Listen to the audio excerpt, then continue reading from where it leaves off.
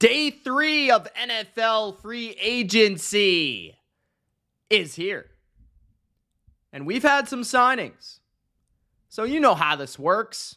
I'm going to break them down and give you my opinion, my thoughts, analysis on each and every signing from day 3 of NFL free agency, including a few from day number 2, breaking down the teams that have been the most active, their moves, their decisions, their signings, and more. Gronk, spike the like button. Get those likes up, guys. Show me that you enjoy these live streams and these reactions to all of the breaking news across the NFL. Get in that comment section. If you're here live, let me know how you're doing. Say hello. And let's have some fun talking about NFL free agency. Not too many insanely crazy moves today. There are some low-key moves, some middle-tier moves across free agency. I broke down the Calvin Ridley signing, which was the biggest marquee signing of the day. That video is out on the channel if you haven't already. I also included all of the breakdowns of the Tennessee Titans free agency so far. So if you're a Titans fan, go check that video out. And yeah, let's do it, man. Let's do it. Gronk, spike the like button. Ronan's in the chat. He says, hey, can I have a shout out? What's up, Ronan? How you doing, man? Caesar says Cowboys are still getting invaded soon. Mike says, hey there, what's up, Mike? What's up, Greg? How you doing, man? Thank you for joining. He says, can you please add the Patriots' third down sound effect next year during Patriots games? You mean the horn on defense? Yeah, I could probably do that. Sing is in the chat. What's going on, Sing? We're going to talk about Derrick Henry in this video because apparently I forgot that Derrick Henry signed with the Baltimore Ravens yesterday and I never talked about it, so I'm an idiot. Thank you. Daniel Barry is in the chat. What's up, Daniel Barry? How you doing, my man? And Mike says he's tired, going to head to bed soon, but got a 30% exam tomorrow. Oof, big time stuff for Mike. How have you been? I've been pretty good. Thanks for asking, man. Pretty busy the last few days between BLV and BR, but it's been great. I've really been enjoying free agency. There's been some great stuff, and you guys know that free agency is my bag. For some people, it's the draft, but for me, it's free agency because I study the NFL rosters, and I take pride in knowing as many players as possible, their strengths, their weaknesses, their fits in different teams and schemes, and when I'm able to talk about those players and give people information on those players that may not know who those players are, I feel good. And it feels good to talk about a bunch of different players and what I like about them, what I might not like about them in terms of their game, and then, about the sport that we all love to watch. So let's start this off, man. Let's go. Where should I begin? The Cincinnati Bengals just signed Sheldon Rankins. Do I have any other... This is tricky. Where should I start with this? The Commanders, obviously Bobby Wagner is my thumbnail, so I could go with that one. There aren't a lot of teams that signed 18 different people, so I could start with the Patriots. They signed 2 people the last day and a bit.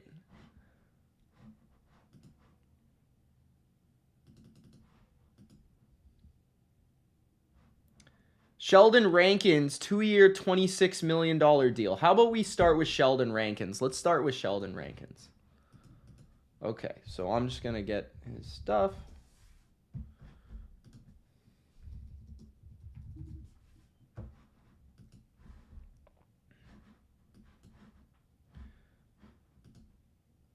Okie dokie. Interesting he didn't re-sign with the Texans. All right. The Cincinnati Bengals have signed an interior disruptor. His name is Sheldon Rankins. The Houston Texan has been picked up by the Cincinnati Bengals. I don't know if this is revenge for Joe Mixon. I'm not exactly sure. But Sheldon Rankins, very solid football player that will complement the rest of the defensive line on Cincinnati, from Trey Hendrickson to Sam Hubbard. This move, if you're wondering, Bengals fans, does not persuade Cincinnati to not sign DJ Reader. DJ Reader is a big nose tackle. Sheldon Rankins is a bit slimmer. And calling a 6'2", 305 man slimmer, I think is interesting, but he's not quite as big of a nose tackle as DJ Reader. So he would be a compliment if they bring back DJ Reader. But regardless, it would strengthen the interior. Having Rankins, BJ Hill, and potentially another defensive tackle like DJ Reader would be a perfect blend of size, pass rushing ability, run stuffing capabilities. Rankins had a really good year last year, one of his best years in the NFL. He had 6 sacks in 15 games as a starter on one of the best run defenses in pro football. Rankins, again, 6 sacks and 10 quarterback hits.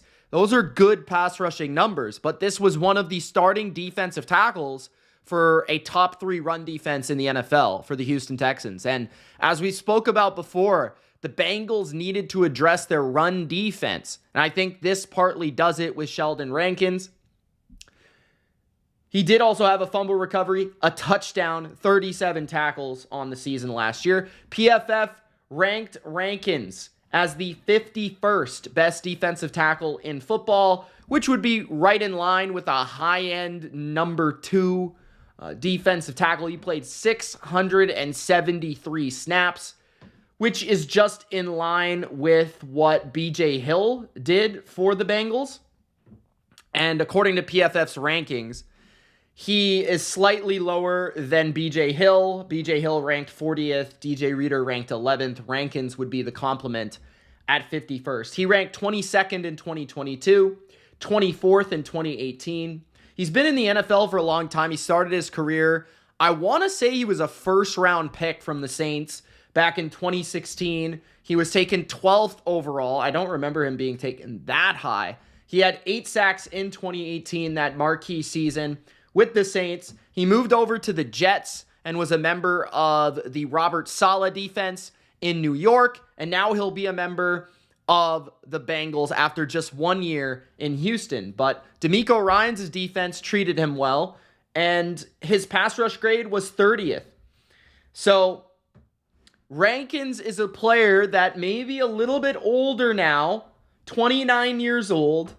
Maybe they're thinking in Cincinnati that he can be a little bit more of a pass rushing specialist or a sub package specialist or somebody that can rotate in and take snaps from BJ Hill, or potentially if they re-sign DJ Reader. I do expect them to eventually get a deal done with DJ Reader. So I would expect a trio in there for the defensive line of the Bengals, which I think you always need 3 good defensive tackles, in my opinion. If you're running a traditional 4-man front for most of the game, I think 3 defensive tackles is the way to go, especially guys with different type of skill sets that can play in different scenarios. So Sheldon Rankins, a very good player, well-rounded, tough, and pretty consistent. You're not really going to see a season where he's really bad. He's pretty much always pretty good. He was good on the Jets. He was good on the Saints. Never been an elite player, but always quite good. And if the Bengals can get 6 sacks out of them, I think they would take it. So Sheldon Rankins signs a pretty modest 2-year, $26 million deal for the Bengals. Okay, that's our first signing of the day, guys. Gronk spiked the like button, baby. Supreme is Brady's number 12. By the way, little teaser here for the people, the Patriots fans out there. By the way, thank you for all joining me right now. 23 people in the chat. Let's keep ramping that up. Share this with your friends. Tell them Mitch is live to break down some signings. We're going to get to every signing that happened today and some that even happened yesterday. So make sure to stay tuned. But a little teaser for Patriots fans. I am going to be doing a video in line with the Dynasty documentary that is now going on with Apple. I'm going to be ranking all of the Patriots teams with Belichick and Brady. I've never done that before, but I'm going to be doing that at some point within the next couple of weeks, talking about the Brady and Belichick teams, ranking them from the worst to the best. So that's a little teaser for you guys. Hassan's in the chat talking about TNA wrestling. We love to see it. All right, let's get to a signing that I didn't talk about yesterday. For whatever reason, Singh didn't remind me that Derrick Henry, the King, signed with the Ravens. I guess I forgot. I don't remember talking about it. Maybe I did. But regardless, if I did, I'm going to do it twice because it's that cool. So we're going to talk about Derrick Henry right now. How does that sound? Let's do that. So, Derrick Henry. Hold on a second. Okay.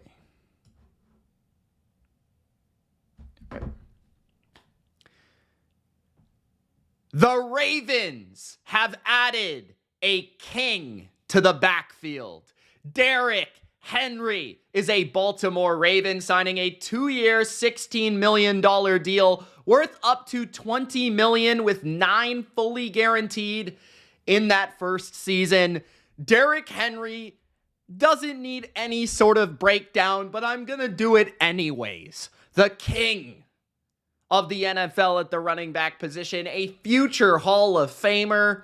Derrick Henry has been one of the biggest one-man wrecking crews, one-man shows, however you want to put it, at the running back position. Last year, PFF graded him as the 3rd best running back in all of football with a top 10 rushing grade. This man is still a monster. He has been the best running back in football in some seasons throughout his career. He's at the very least been top 3, at the very least been top 5. He's led the NFL in rushing attempts 3 times in his career, 4 times in his career, including last year. So the man can still carry the load. 280 carries last year for a terrible Tennessee Titans offense, a offense that had no blocking whatsoever, and he's led the NFL in rushing yards twice, and he probably could have led the NFL in rushing yards more than twice, but he did have a season in 2021 where he had, get this, 937 yards in 8 games. He got hurt that season. He would have led the NFL in rushing. I think he was leading the NFL in rushing for like the next 3 weeks after that. He had 117 yards per game. He's had 3 seasons where he's had over 100 yards per game. He's had 4 over 95 yards per game. The man's a monster, okay? Every single season since 2018, he's had more than 10 plus touchdowns. The only reason he didn't have more than 10 plus touchdowns in 2016 or 17 is because he had, I think it was DeMarco Murray with him or Dion Lewis. I can't quite remember in Tennessee there in 2016 and 2017. And he only carried the ball 110 and 176 times in those seasons. But as they found out, Derrick Henry was one of the best in football. And I mean, his yards per attempt, his peak was probably like 2019 through 2021. That was probably his peak. He's not quite that same player where he's stiff-arming Earl Thomas into the bleachers. Remember that, Ravens fans? He had 2,000 yards in 2020 and was named an All-Pro, which weirdly enough, he's only been an All-Pro once in his career, and he was the Offensive Player of the Year in 2020, rushing for 2,000 yards and 17 touchdowns, which is 127 yards per game, which is ludicrous. You guys know he's never been a great receiver. I think his highest reception total was last year, not 2023, but 2022. 33 catches, 398 yards. He is a decent blocker if they ask him to do it because he's a massive human and it's hard to move him. But he's mostly a pure rusher. And so I think Ravens fans are going to be extremely excited for this because Derrick Henry is going to complement Lamar Jackson in a unique way. Lamar is a speed threat to the edge. Derrick Henry is a power back up the middle. Lamar is going to be able to run, some quarterback design stuff, some read option, some zone read with Derrick Henry beside him, where a defense has to choose. Do we commit more resources to defending the edge and Lamar, or do we commit more resources to defending the middle of the field? And therefore, we're also committing more resources to the run game. Derrick Henry has been a back that has almost always faced 8-man boxes, which has always caused the quarterback attached to Derrick Henry to have more success. Think of what Ryan Tannehill was able to achieve during the 2019 through 2022 run, where he was potent off of play action. That was never the case when he was in Miami. Some of that is scheme, some of that is play calling, some of that is better players around him. But some of it is the fact that he never really had to face two deep safeties. He never really had to face defenses that were oriented towards stopping the pass. So he had more available to him down the field. This will also be the case with Lamar Jackson, where teams last year got a bit disrespectful of the Ravens' running game, and only one team, the Chiefs, really tried to put their corners and their secondary on islands in order to stop the run of the Ravens. The Ravens have also been one of the best running teams in football, partly because of Lamar, partly because of the scheme itself, which is complemented by Lamar's skill set. You have a running back in Derrick Henry, which I also feel like will add an extra element to the Ravens offense that didn't previously exist, which is more under center runs, more under center, outside zone, under center, which I'm getting my T's and D's mixed up while I'm saying those words. Outside zone, play action, adding Lamar under center to get him on play action boots, to get him outside the pocket on the move, looking for his tight ends on the go. I think this will also open up the Ravens for more two tight end formations, Mark Andrews, Isaiah Likely, which I think they need to do because those are two of their four best receivers on their team. And they would be stupid not to utilize Isaiah Likely in a larger role even if Mark Andrews is 100%. And they didn't really figure out how to do that together last year. So they're going to have to figure that out. But Derrick Henry actually allows them to do that. They're going to put big, fat Patrick Ricard at fullback and have him slam into linebackers' faces and play old school football like it's 2002 with Jamal Lewis and run people over. And, you know, that's going to be fun to watch for me. I am going to be intrigued when little linebackers that are 210 pounds on the Cleveland Browns are having to stop 290-pound fullback and 250-pound running back at 6'3" with one of the biggest offensive lines in the NFL. And then whoopsie, if we overcommit to the run, Lamar's going to hit us with a play action down the seam to a tight end in Isaiah Likely who runs a 4.5. So that is going to be fun to watch. And then you also got to deal with Zay Flowers' speed. Even Nelson Aguilar can run. And then, of course, you've got Rashad Bateman. So this offense is going to open up in a lot of ways. And I think their play action game is going to open up. I think their formations, the way that they can use personnel is going to change. I'm very, very intrigued by it. I think what it allows the Ravens to do is their biggest weakness in the AFC Championship. They didn't commit to running the ball. Well, you're not going to do that when you see that big mother you-know-what in the backfield. You're going to be like, oh yeah, we have Derrick Henry. I forgot. Let's just hand them the ball against the Chiefs 24 times for 120 yards, and let's win this game and play defense, right?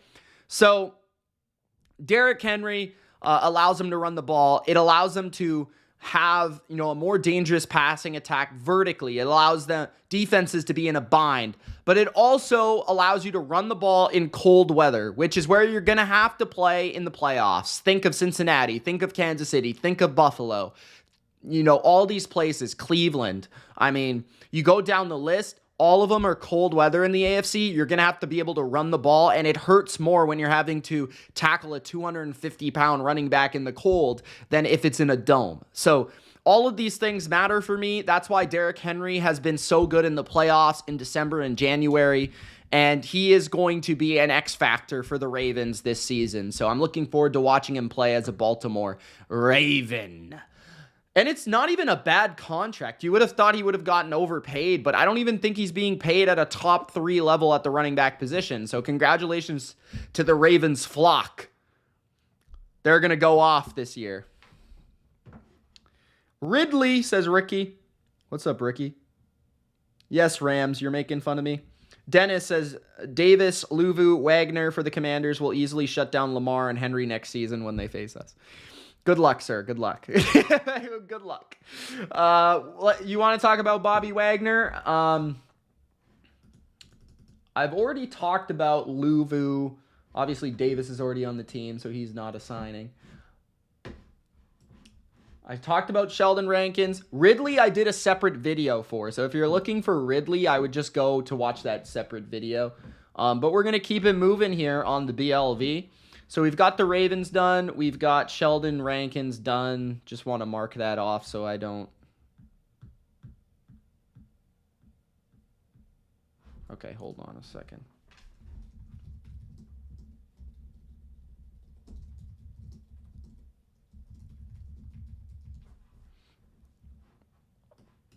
Let's do Bobby Wagner.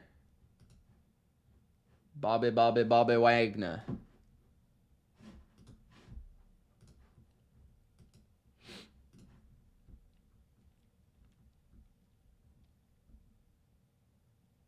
Okay, I got his contract. How you doing, Big Al? Feeling good, brother? Guys, Gronk spike the like button if you haven't already. Okay.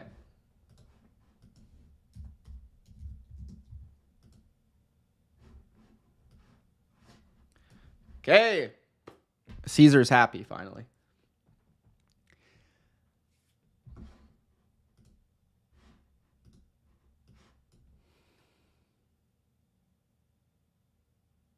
Okay.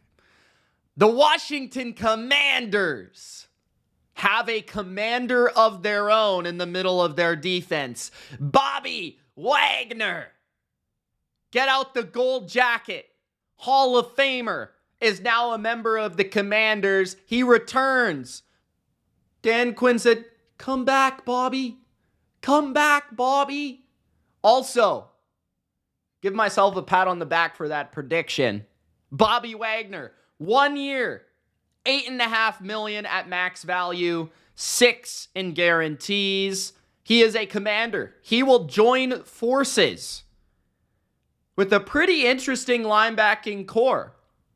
And it's fascinating how Dan Quinn has gone out and the Commanders have gone out and spent so much money, not necessarily money, but made linebacker a priority when the Dallas defense never did.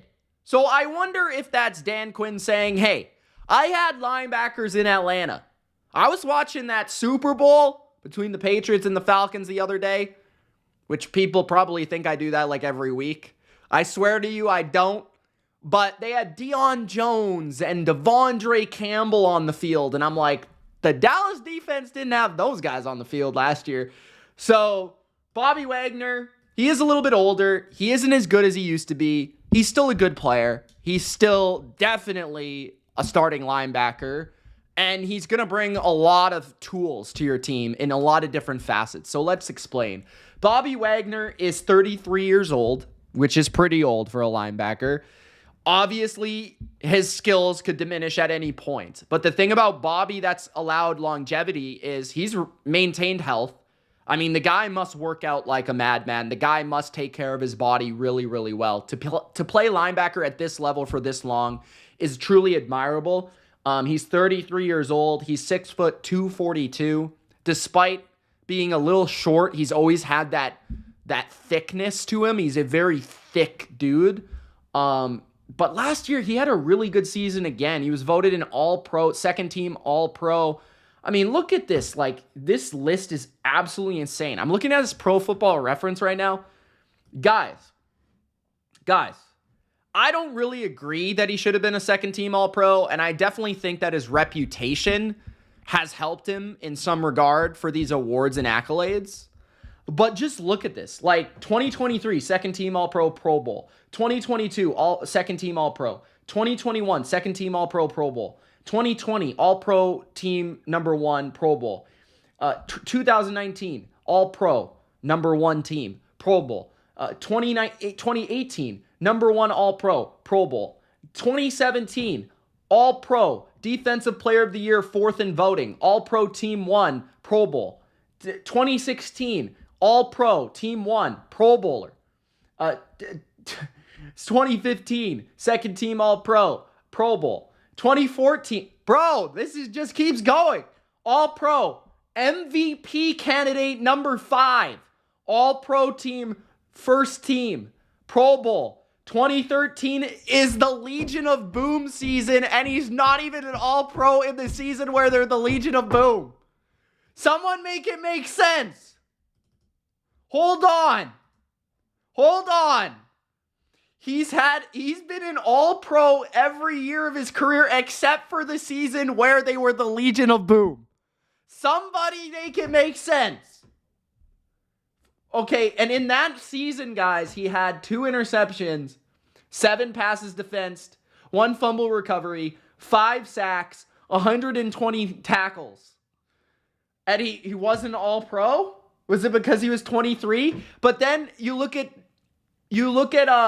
22 years old. In 2012, he was the second in voting for Defensive Rookie of the Year. With 3 picks, 4 passes defensed, 2 sacks, 140 tackles. This is a guy that was a second-round pick by the Seattle Seahawks. He has led the NFL in tackles not once, not twice, 3 times. Last year, he had 183 tackles. That led the NFL. 3.5 sacks. The year before, he had 6 sacks and 140 tackles with the Los Angeles Rams and 2 picks. Last year, he did not have a pick. He had three passes defensed. Last year, PFF graded him as the 7th best linebacker in the NFL, playing 1,170 snaps. He had a 91.5 run defense grade, which was second to only David Long Jr. of the Miami Dolphins. 183 tackles at 33 years old is insane. I agree with Dennis. He played the 5th most snaps in the NFL at linebacker. 474 of those were in run defense, 615 in coverage, 81 in pass rush. His coverage grade was low. Okay, it was 60. So if you're wondering what his weakness is, why he's on the open market, even though he is older, so obviously these guys reach the open market more often, it was 60. So his coverage grade isn't great. I mean, I don't know where that ranks, but that's pretty middle of the pack. But what he's still great at, he's a good timely blitzer. When you need him to blitz and you need him to pass rush, he's very savvy in that regard. He's a great run defender because he sees the play before it happens, essentially. He can read run blocking schemes extremely well. He can pursue the ball extremely well. He's a sure tackler. He still has enough downhill speed and explosion to get that done. And he's still got enough size to shed blocks. But I would say that his movement skills and his sideline to sideline skills to cover have diminished a bit, which is maybe where some of their other linebackers can pick up the slack. They did sign Jeremy Chin, which is fascinating because Jeremy Chin is like a big safety, small linebacker. So maybe Wagner and Chin can sort of split time, or, you know, there's going to be certain scenarios where Washington wants to play a little bit lighter in personnel, and maybe they could go that way. They also brought in Frankie Louvu, who's like a top 10 linebacker in the NFL, in my opinion. He is better than Wagner in coverage, but he's also a pass rushing specialist. So what Wagner allows them to do is lessen the load of Frankie Louvu as a linebacker and allow him to be a hybrid front 7 player, meaning he'll be the Micah Parsons of Dan Quinn's defense. He can rush from the edge. He can play at linebacker. He can blitz. So it frees up Louvu to be that just do-it-all type of player. And Wagner can be the guy in the middle calling the signals and the checks and being the guy that's the leader of the defense and doing all that sort of stuff. So while Dan Quinn's defense has evolved over the years more to a man-oriented style, which I actually think helps Bobby Wagner. I think playing man coverage, As I've learned over the years, being a Patriots fan, I think playing more man coverage helps bigger linebackers. And that's because they don't have to flow from sideline to sideline in coverage and carry as much space in the middle of the field. Because the Patriots over the years had Teddy Bruschi, who is a defensive end in college. They had Donte Hightower, who was a massive middle linebacker. But they played a lot of man coverage. They would obviously play zone, but a lot of man coverage, and it kind of allowed those players to be flexible in their run fits, in their coverage on the backs, on their blitzes. So I think that actually helps Bobby Wagner in coverage. If they're going to play a lot of cover one, which has been the primary defense of Dan Quinn over the past 2 seasons with Dallas. Back in the day, it was always cover 3 with Seattle. So Wagner knows the defense and the principles, but I definitely feel like the new defense of Dan Quinn will suit this Bobby Wagner more than maybe the Bobby Wagner back in the day, although that guy could probably do anything.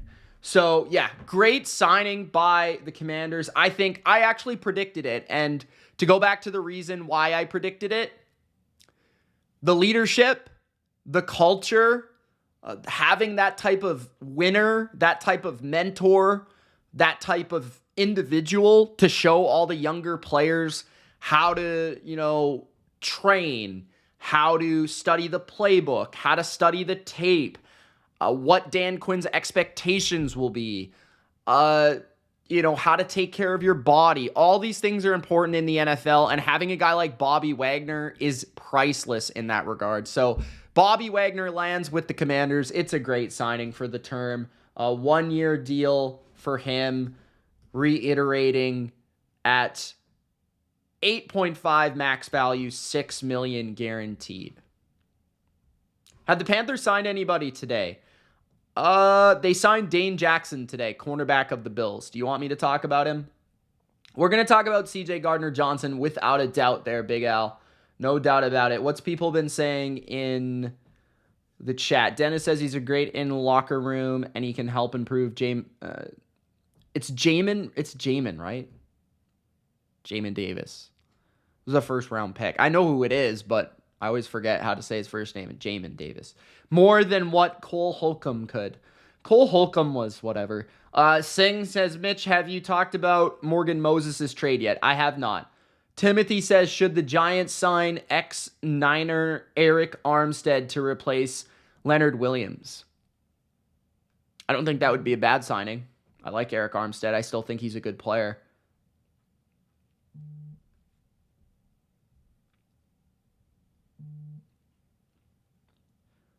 I talked about Marcus Mariota yesterday. Marcus Mariota gives me the sense that 2 things. They could trade Sam Howell, or this also tells me that they're going to draft the kid out of LSU, Jaden Daniels, second, because he is the most reminiscent of Marcus Mariota in free agency. Okay, I don't see any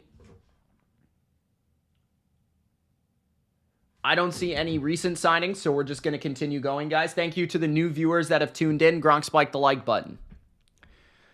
The likes let me know that you're enjoying, and it allows other people to find this stream in these hectic free agency days. We could talk about the Jets real quick. Singh wants that, so we'll talk about the Jets. The Jets have signed so many players, it feels like. Obviously, this one's a trade. I didn't talk about Isaiah Oliver either. So I can talk about that as well, just to throw it in there. I won't spend too much time on it, but he signed with the Jets as well. Okay. Morgan Moses coming off one of his best seasons, huh? What's the I don't know his contract, but I guess that doesn't really matter because it was a trade. Okay.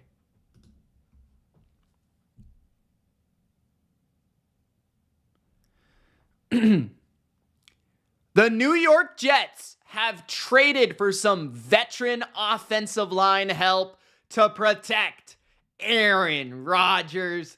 Morgan Moses of the Baltimore Ravens will be a New York Jet.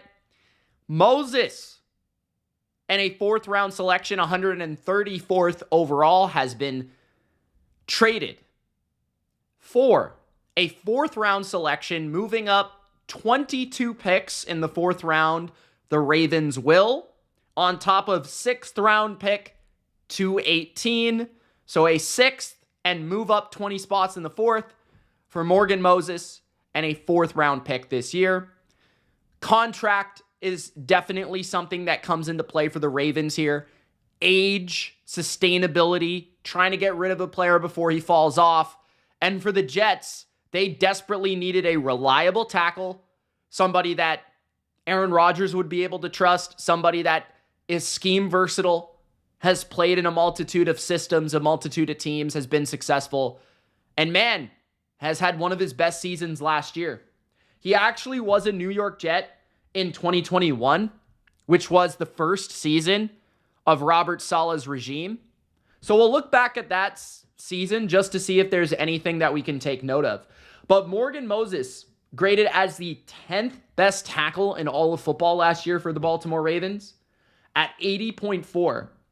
His pass blocking grade was 77, and his run blocking grade was 80.3. His pass blocking grade was pretty good. It ended up ranking him 21st. His run block grade was top 10 at number 9. Not too surprising as a Ravens offensive lineman having a high run block grade. I am shocked. Absolutely shocked. But you look at his career, and no matter where he's been, this isn't a case of him just being good in Baltimore, which is why I loved the pickup for Baltimore. I think it was last year. He's been good for a long time. Like the year before, he was 13th.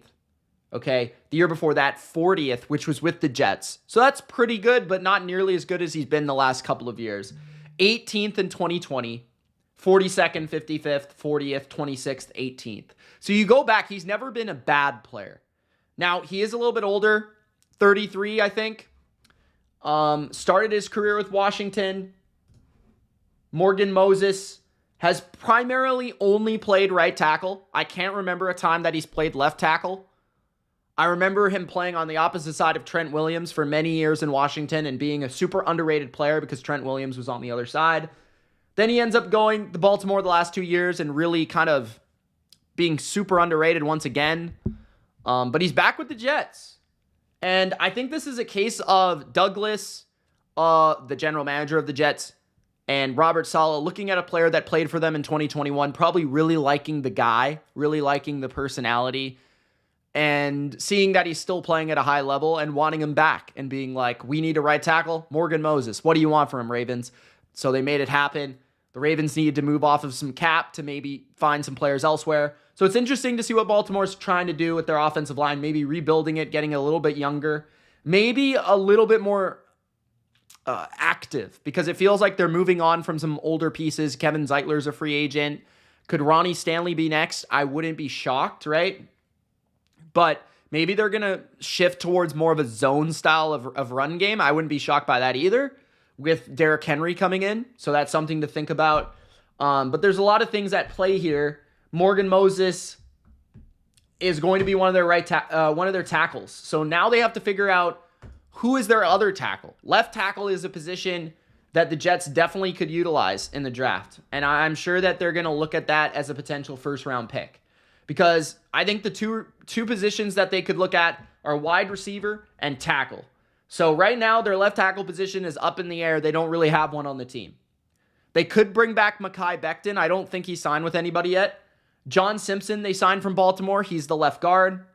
It's funny enough, they bring in 2 Ravens. Morgan Moses at right tackle, Elijah Vera Tucker at right guard, Joe Tippmann at center. So their center, right guard, right tackle, left guard are all suited up. They're all good. But in terms of left tackle is the spot where they still need, and obviously receiver. So we'll see what they end up doing in free agency in the draft to please Aaron Rodgers. They also went out and signed last night Isaiah Oliver, the cornerback. He will be their backup nickel corner and probably their 4th corner on their team, a depth corner. He has played in the Saleh scheme. He's played for the 49ers last year, and he also played in Atlanta under Dan Quinn, I believe. So he has some familiarity with a lot of those defenses and concepts. He's been an okay player throughout his career. I think 49ers fans were disappointed in him last year. He was supposed to come in and replace their nickel corner Jimmy Ward, and he wasn't really able to do that at a high level. Maybe he just didn't fit from a run defense perspective. I'm not exactly sure what went wrong there, to be honest with you. He did get beat a little bit, but I mean, PFF grades him as the 49th best corner last year, which was a year that a fan base didn't really think he was very good. The year before, he graded as the 10th corner in Pro Football Focus, but he's primarily always been a slot corner, playing 424 snaps last year in the slot and 12 out wide. He is 6 foot, though, which is pretty big for a slot corner. So Isaiah Oliver adds depth to the secondary of the Jets, and they add Morgan Moses on the offensive line. Is Kendall Fuller still a free agent? I believe so, unless he signed within the last few minutes. I don't think so. So it looks like everything's good. No updates, nothing. Gronk, spike the like button, guys, if you haven't already. Let's move to the next one. Oh, let's talk about one that I really want to talk about. Let's talk about Jordan Whitehead. And then we'll go with Mr. Eagle there for Big L. Let me mark this one down. The Jets. Jets, Jets. Gibson was a good pickup for New England, says Willie.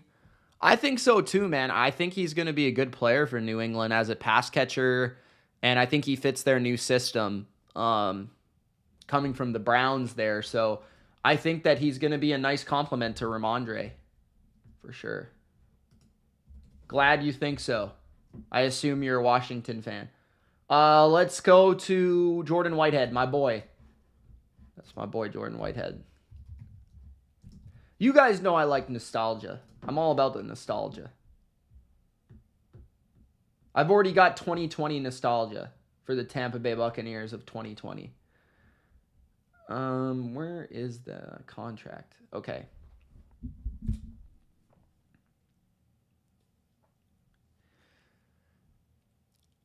The Tampa Bay Buccaneers are bringing back an old friend, a man that helped them win a Super Bowl, a part of the Grave Diggers.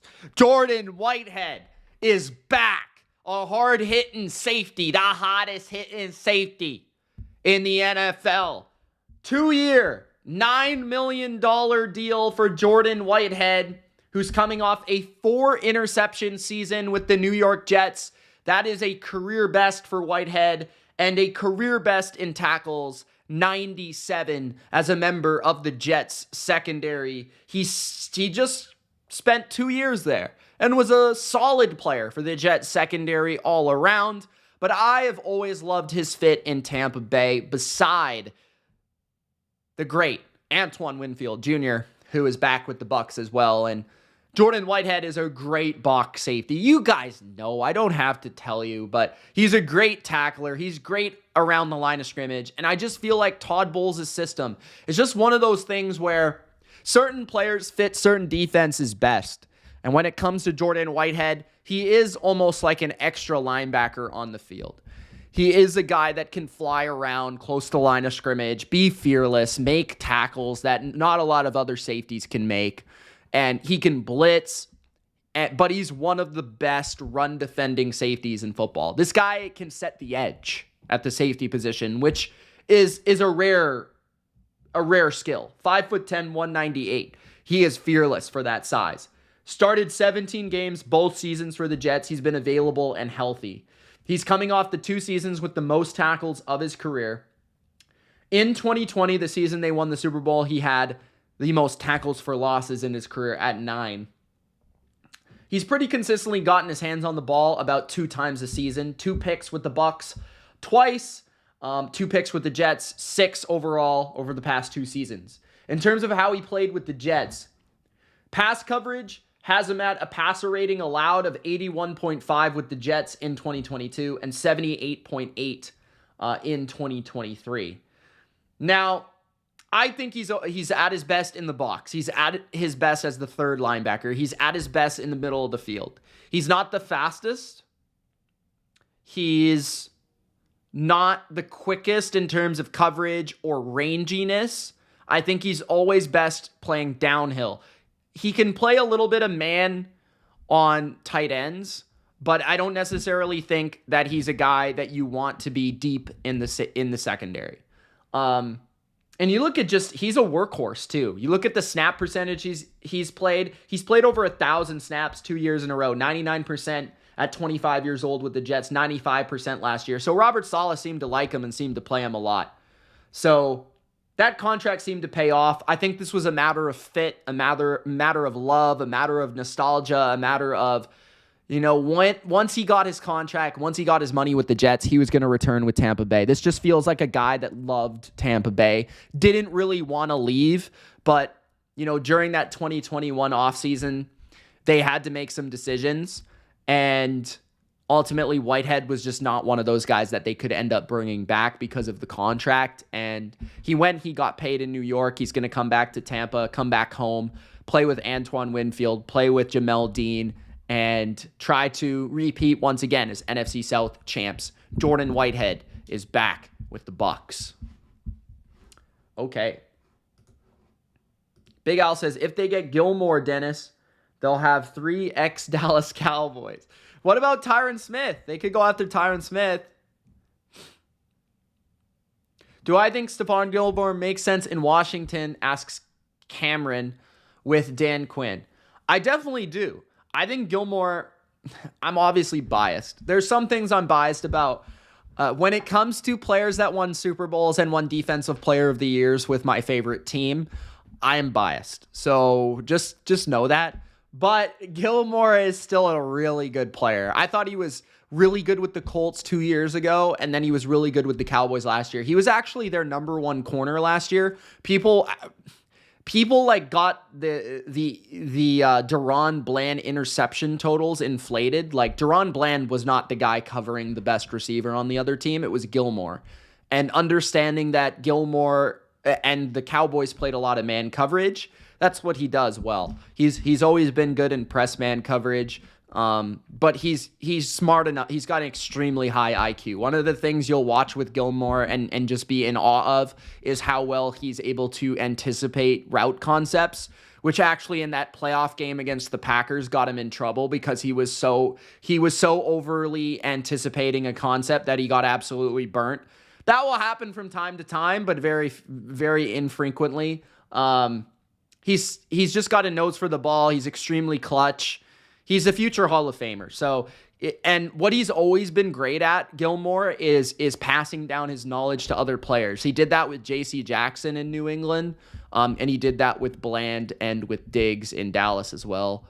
I'm sure he did it with others in Indy, but in Carolina possibly. He's been around now, so it feels like he's open to move around depending on what team.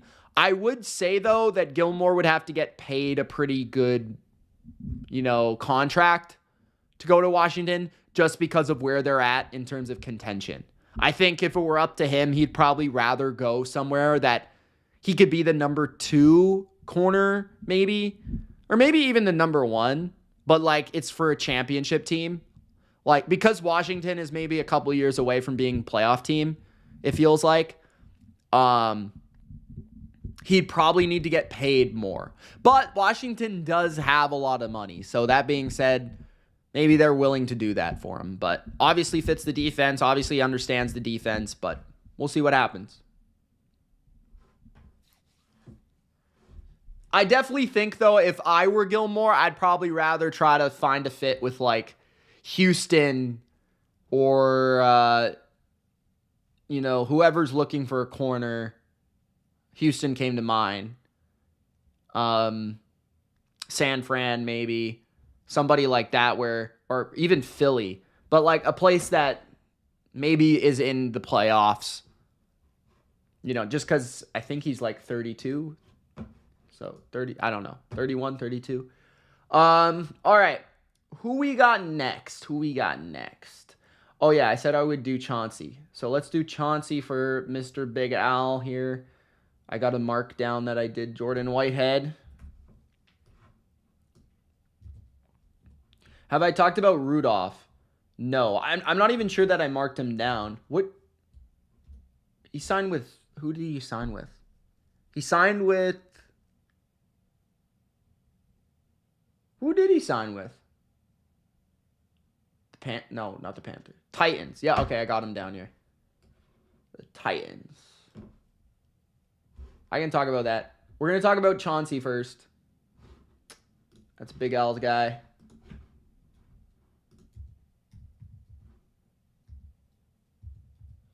Also, this guy has the most annoying name because he changes it every year. So, it just makes me angry. Big Al, tell him to stop changing his name. Christian Gonzalez is an absolute stud, Dennis. I don't know why you guys did that either. I hope Forbes ends up being a good player just so you guys don't embarrass yourselves. But, yeah.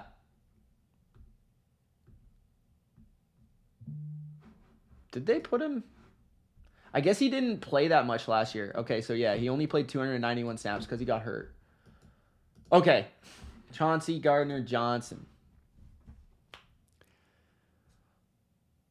Chauncey Gardner Johnson loved Philadelphia so much. Dun, dun, dun, dun, dun, dun, dun, dun, dun. He wanted to fly, Eagles fly. Once again, Chauncey Gardner Johnson is a 3-year, $27 million man with the E-A-G-L-E-S, Eagles. Now, the Eagles got back a free safety that had 6 interceptions and led the NFL in picks for them once upon a time. That was in 2022 at 25 years old. Gardner Johnson has also been a nickel corner, as you guys probably know, but he was a big-time baller and perhaps at his best in Philadelphia in a system that was relatively similar to Vic Fangio's scheme. Gannon is a disciple of Vic Fangio.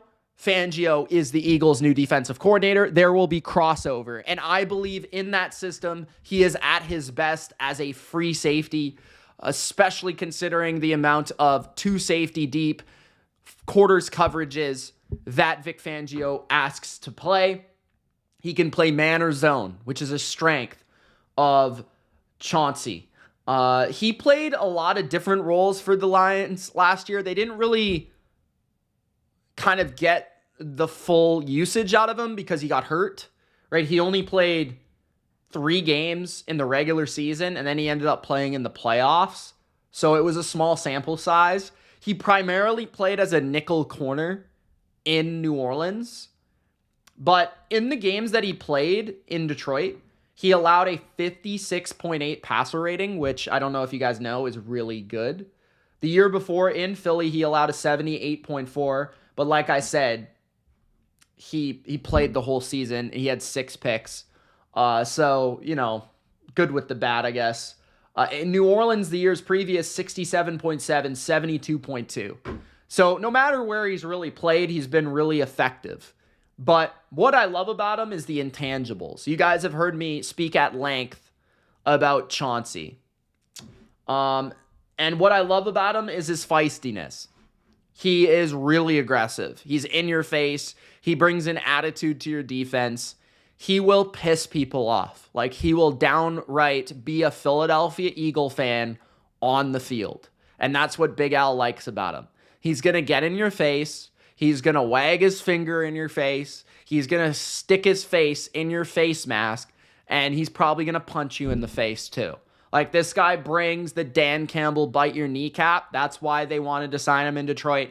He was really like a nasty dude in New Orleans, and just a guy that you love to have on your team, but you hate to play against. Like, I understand why Debo hates him. I get it. Okay. I understand why Mike Evans hates him. I get it. Okay. But it's because he's good. But it's also because he's an instigator. He's like the third line grinder on your favorite hockey team. That's what Chauncey CJ Gardner Johnson is. So regardless of what he calls himself nowadays, he's a good player. And I think specifically for the Eagles, who need safety help, who need a guy that can, cover more ground, have more range, more instincts for the position, and impact their defense and bring a bit of energy to their defense, which it felt like by the end of the year, they just had none. So 3 years, $27 million for the Eagles. And CJ Gardner Johnson. Fly, buddy. Fly. All right. Eagles are done. Eagles didn't sign anyone else, right, today? Monty's in the chat. What's up, bro? What's up, Monty? He says, Pat signing Boyd or nah? Unlikely. Honestly, I don't really want Boyd, if I'm being honest. I feel like Boyd is just Kendrick Bourne. Maybe I'm crazy. He's also a slot receiver primarily. So, we have Demario Douglas already. I like Demario. I think he's our slot receiver. So, I don't know, man. I wouldn't hate it because I'd be like, yes, we got a receiver. I'd be a little excited, but I'd also be like, I'd rather get honestly, I'd rather get Curtis Samuel, or I'd rather get Marquise Brown. Obviously Mike Williams. We've talked about that already, but I'd rather sign Curtis Samuel. That's just my opinion, though. Curtis Samuel hasn't been signed yet. Right? I can't keep track at this point. Let's talk about the Patriots, though. Monty's here. What's up, Busboy? What's up, Jamari? How you guys doing, man? I'm surprised you guys are here. First time ever. Jamari, did Durcant play yet in Loyal?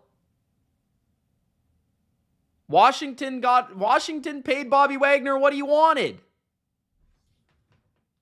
All right. Let's talk about the Patriots. They signed Austin Hooper yesterday and Armon Watts. Beauty.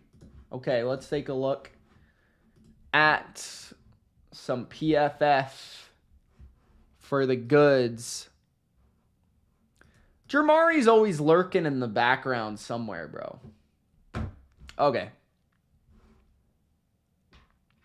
Busboy says Justin Simmons is a Steeler, I fear.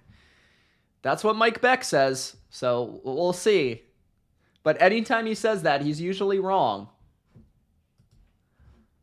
So, we'll see. We'll see. Okay.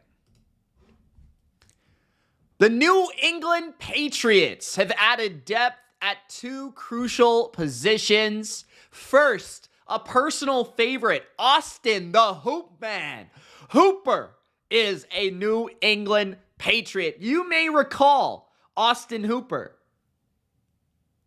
He scored a touchdown against the Patriots in a Super Bowl. You might remember it. In Super Bowl 51, he scored a touchdown over Patrick Chung. I know it was a long time ago. It happened. 1 year, base value of $3 million, maximum of $4.25 million. The Hoop Man, who spent last year, I believe, in Vegas. Honestly, I can't keep track of his career at this point. Yes, he played in Vegas. He had 25 catches, 234 yards. The year before he played in Tennessee, he had 444 yards, 41 catches, 2 touchdowns. I actually thought he was pretty darn good for Tennessee that year. Anytime they needed a first down, he would run a little 7-yard out route and they'd get the first down. Or he'd run a little option route inside or out and he'd be able to pick it up. He's got really good hands. He doesn't drop anything. And he's a pro. This guy's been around, okay? Austin Hooper has played in Atlanta. He was a Pro Bowler in 2018 and 2019 along with Matt Ryan in Atlanta, catching 75 passes, 71 passes in back-to-back seasons for 660 yards, 787 yards, 10 total touchdowns in those 2 years, and back-to-back Pro Bowler in the NFC. And then he went to Cleveland, where he did play a part of Alex Van Pelt's offense along with Kevin Stefanski from 2020 through 2021, where he had 435 yards in 13 games and 46 catches with 4 touchdowns in his first season, and then 38 catches, 345 yards, and 3 touchdowns. splitting time with David Njoku during that tenure as well at the tight end position. But Hooper is not the most explosive tight end. You're not going to watch him and be like, oh my goodness, this is the next coming of Travis Kelce or anything like that. But he is a veteran, a pro, a guy that can run really good routes, understands the offense, is an inline tight end. His strength is not really necessarily his blocking, but I don't think he's a bad blocker by any means. And he's really good at finding the soft spots in zones. So I think a lot of people wanted to sign Dalton Schultz. This is basically like Dalton Schultz, but like a year or two older. Like he plays like Dalton Schultz. He's just a little bit older. And basically he already went through Dalton Schultz's career, right? So he's 29 years old. He's actually not even that old. He's not even 30. At 6'4", 254, brings a pretty good size. I'd like to have Pharaoh Brown back for sure as the third tight end, as a blocking tight end, because Henry and Hooper aren't necessarily the best blockers. But I think that having a guy like Hooper opens up the scenarios of definitely featuring two tight ends in the offense at times. This is at least a quality number 2 tight end where you can do some of the things that the Browns have done over the last few years, where they'll have 3 tight ends, which was one of the teams that utilized 3 tight ends the most in football was the Browns. 2 tight end packages, right? So it at least allows you the flexibility of doing that sort of stuff. Last year, he graded for PFF as the 41st best tight end in the league. Hunter Henry was at number 19. I think he's a better fit for Cleveland than he was for Vegas. Vegas brought him in as a veteran tight end as well. And it's also nice, at least, that he did have a little bit of a crossover with Josh McDaniels. I guess that also is helpful in some ways. And 81.5 pass blocking grade was his highest grade, which is fascinating to me. That's actually the second best in the NFL. I don't know what to really read into that. The year before, he was the 17th graded tight end in football. His best season of his career was 2019 as the 8th best tight end in football. He played 406 snaps in line and 106 in the slot. Austin Hooper is a Patriot. The other free agent that they signed was Armon Watts, a veteran, once again, on the defensive side of the ball, on the interior defensive line, with 72 career games, 22 career starts. Cheap contract replaces Lawrence Guy as a veteran depth player. I think he's better than Lawrence Guy at this point in his career, though. I don't exactly know how old he is. I'm going to look that up right now, but he's been sort of like a rotation defensive tackle for his entire career. He is 27 years old, so he's certainly younger than Lawrence Guy. He had 5 sacks in 2021 as a member of the Vikings. He started 12 games and 9 games in 2021 and 2022 with 46 tackles in 2021, 35 in 2022. Didn't play as much in Pittsburgh, Busboys boy last year, and had 7 pressures and half a sack. Now, where he is impressive from last year is his Pro Football Focus grade.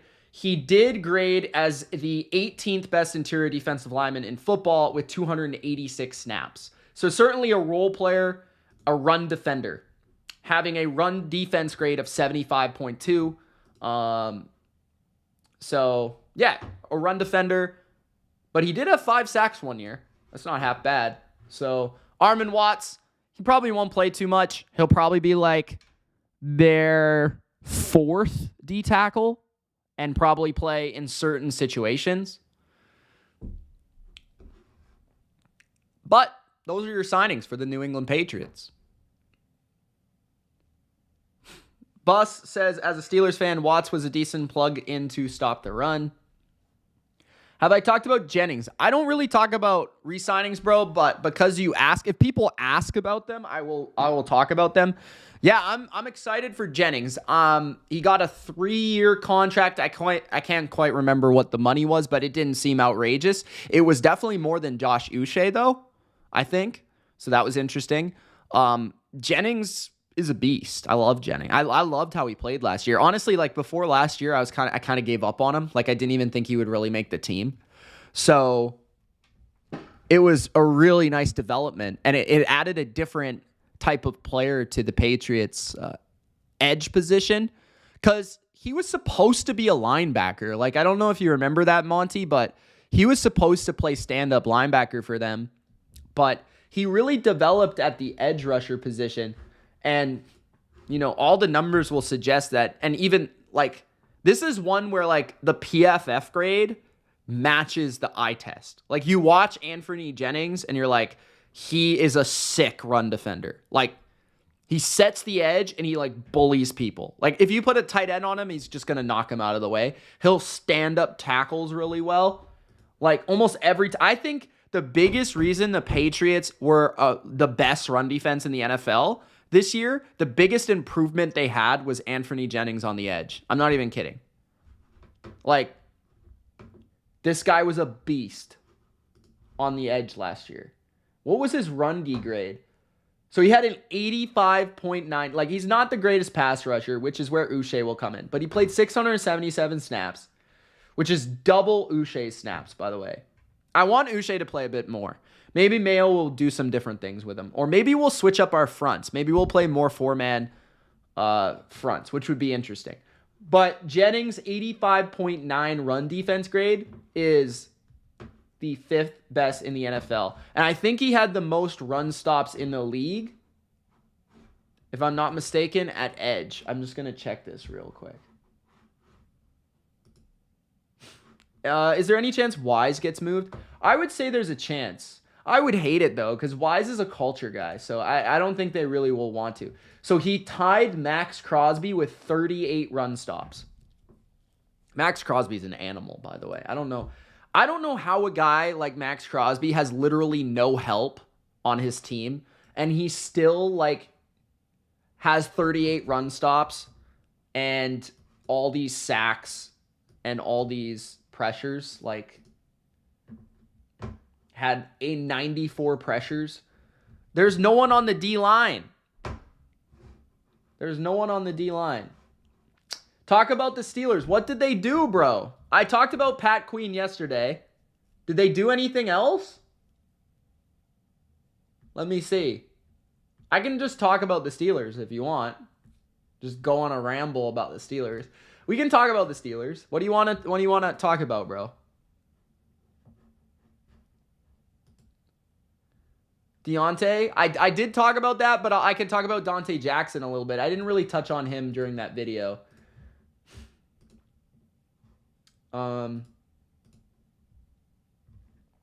Sure.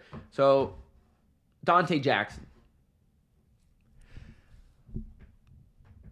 The Pittsburgh Steelers, in return for Deontay Johnson, people are not talking about, including myself, what the Steelers got in return. So obviously they were able to snatch a draft pick, which is nice. But also, they were able to add a cornerback. And the Steelers desperately needed a number 2 corner. Donte Jackson of the Carolina Panthers has been a number 2 corner for the Panthers for a number of years. Now, he struggled quite a bit. I will say that. He's very inconsistent.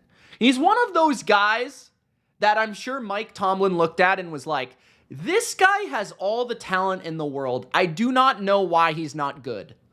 And that is the story of Donte Jackson's career. So maybe, just maybe, with good coaching in the right system and the right scheme, Donte Jackson can be a good football player.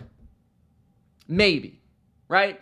Like, you look at his career. Last year, just for reference, he graded as the 63rd best corner in football, which is actually better than Chandon Sullivan, Patrick Peterson, and Levi Wallace. So he's already better than everyone on your team other than Joey Porter Jr. So just for Steelers fans, according to PFF, he's your second best corner on your team already. Now, that being said, Donte Jackson is 5'10" with 4.3 speed. He's one of those guys that's 95 speed in Madden. He plays wide corner almost always, 811 snaps out wide. He did have one good season in 2020, grading 25th, but he's regressed since then. He was a second-round pick.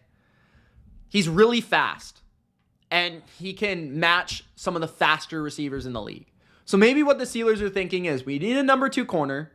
We might want to play a little bit more man coverage, And our number 1 corner is a big physical corner who's not exactly the fastest. So maybe what they're thinking is like, if we play matchup ball a little bit more instead of cover 2 all the time, maybe we've got a fast guy to match up with fast guys and a big guy to match up with big guys. Maybe that's what they're thinking. Maybe Mike Tomlin is looking at him and like, I can get him back to what he was, or I don't know. Like, but it's a throw-in. It's basically a throw-in. And so needing a cornerback, it does make sense to go after somebody like that with upside. So Donte Jackson to the Steelers.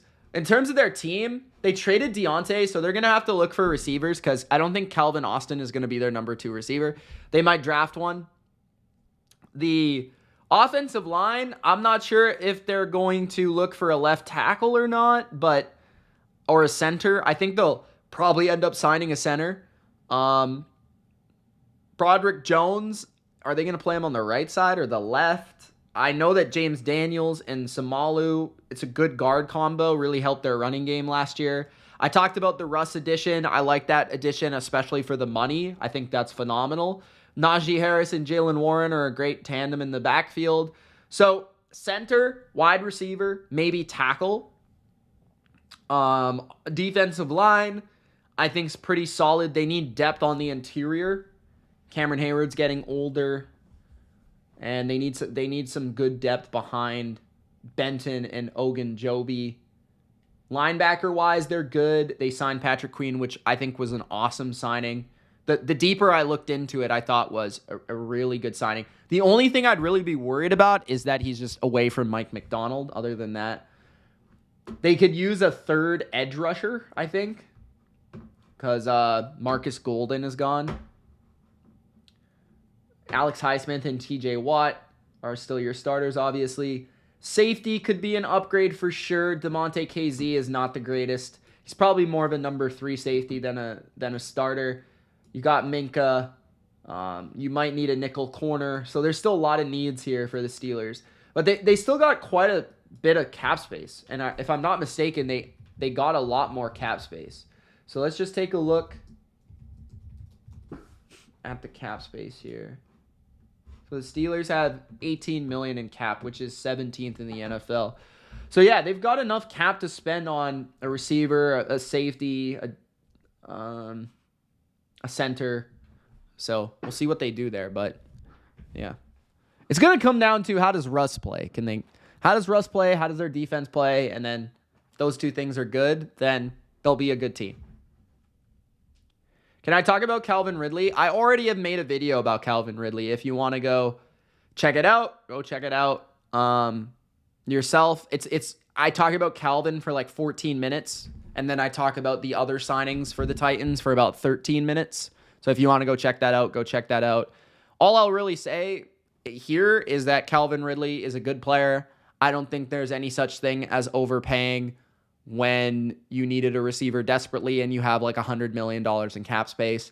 And yeah, I think Calvin Ridley, bold take, might have better numbers this year than he did last year. And I think it's just usage. I think Calvin Ridley was used poorly on Jacksonville.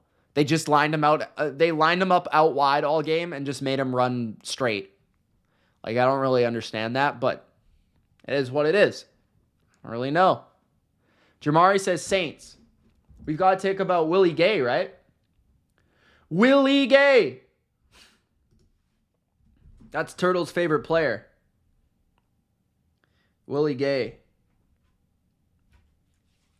You guys can read into that as you wish.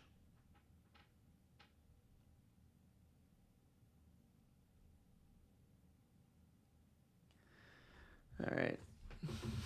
Where will Mike Williams land? Hopefully the Patriots, brother. Guys, Gronk, spike the like button if you haven't already. We're going to do Willie Gay and the Saints.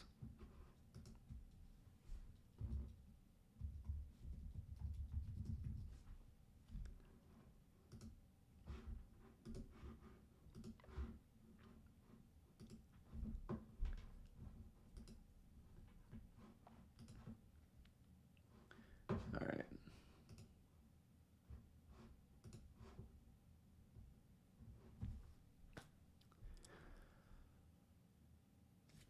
Hold on. Contract. 1 year, 5. Okay. The New Orleans Saints have added to the linebacking core. Next to Demario Davis, you may find a Super Bowl champion. His name is Willie Gay. 1 year, max $5 million. Sounds like an absolute steal to me because I'm a Willie Gay fan. I think he's super athletic.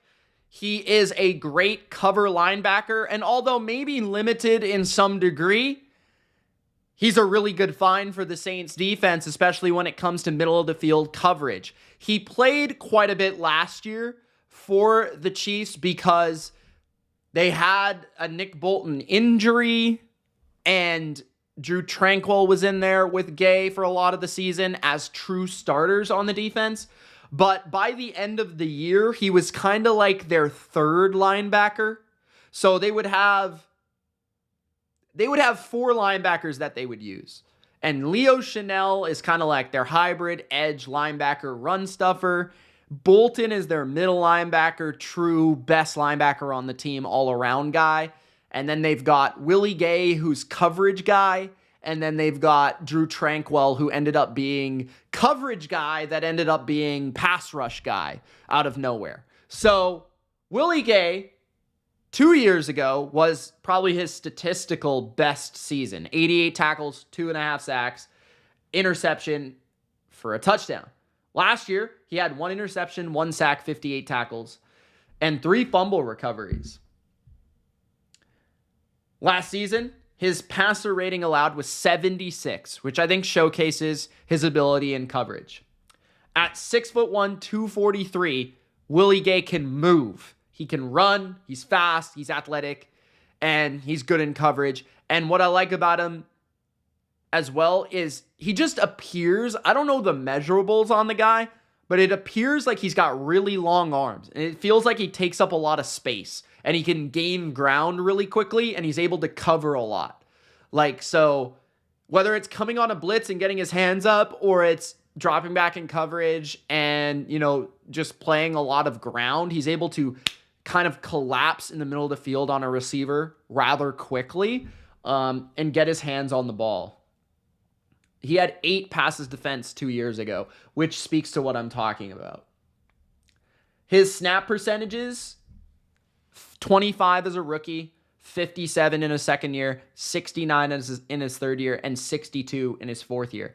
The reason I think it dropped a little bit in the last season is because of the added dimension of Drew Tranquill, which I think limited his snaps a little bit.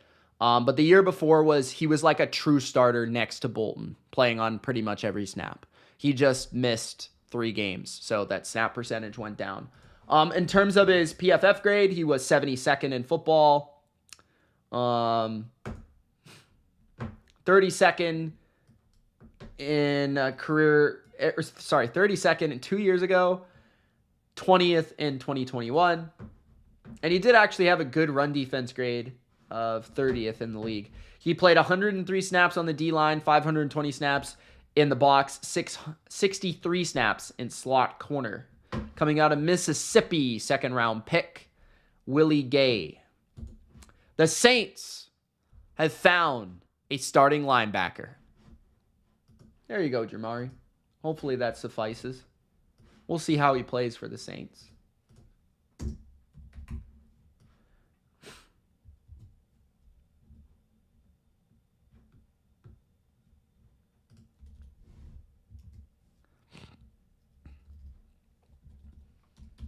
Okay. Do we want to talk about your boy Jameis, Jamari?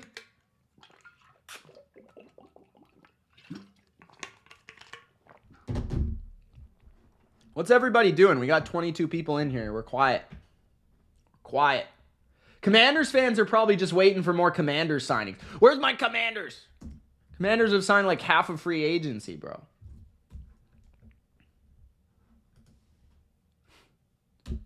QB1 for the Browns. It's not even a joke.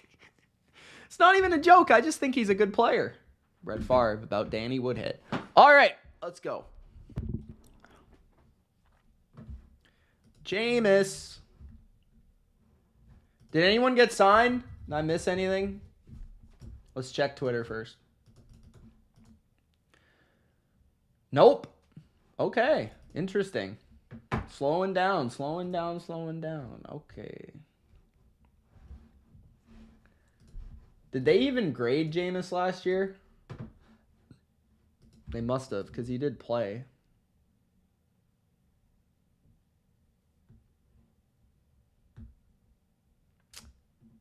He was he graded? Huh. I don't see him. That's weird. Unless he was graded super low. He was. Shit. He was below Zach Wilson. That's not very good. 18th in 2021, though. That's pretty good. All right.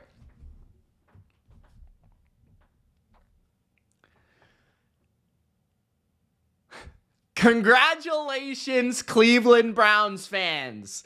You have just signed the funniest quarterback in the NFL.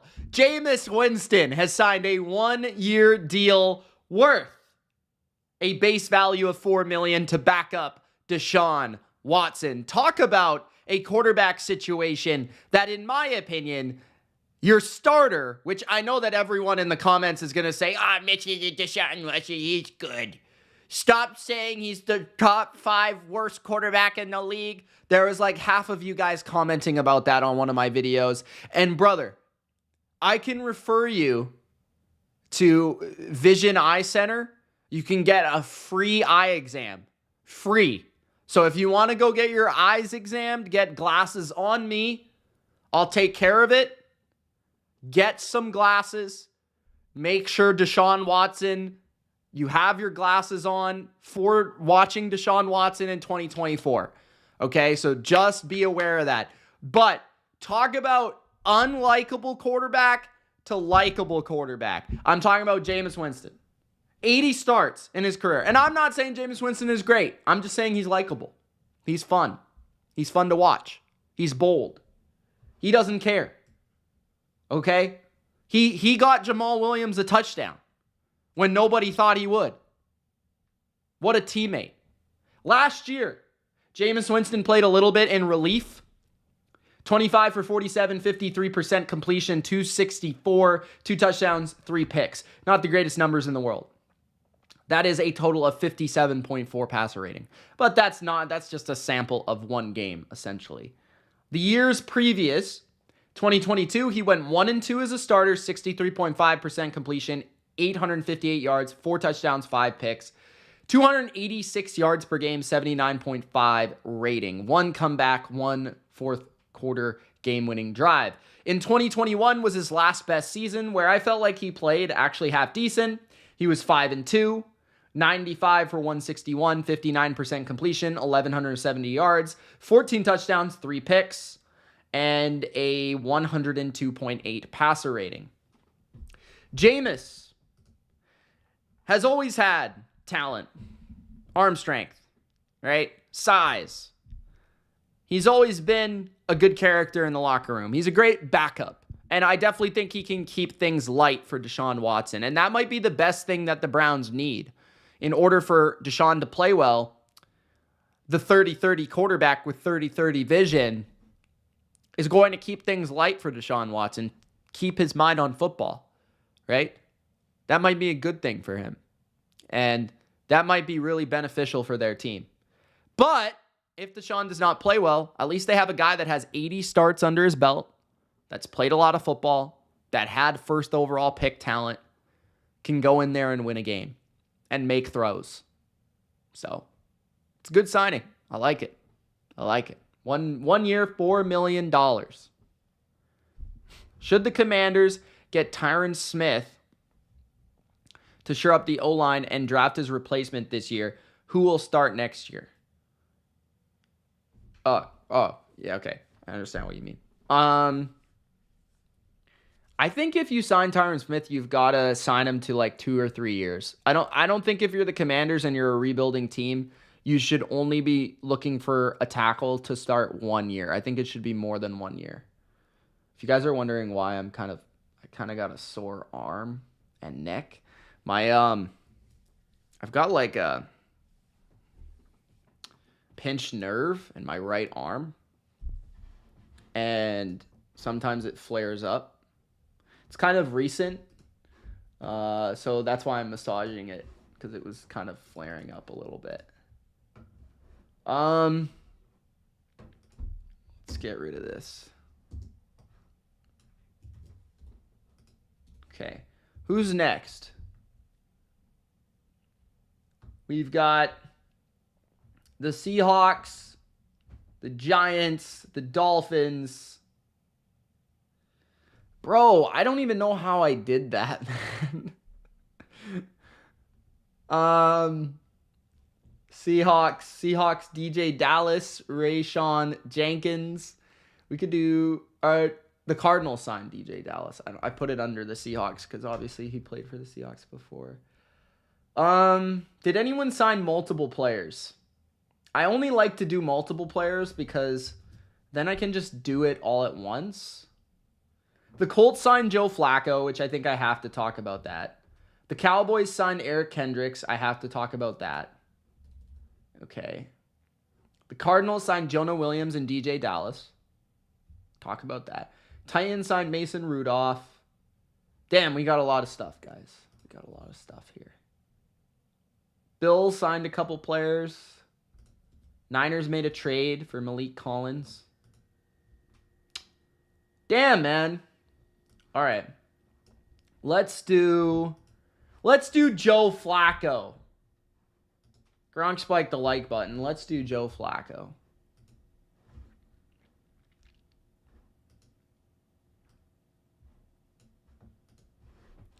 Okay.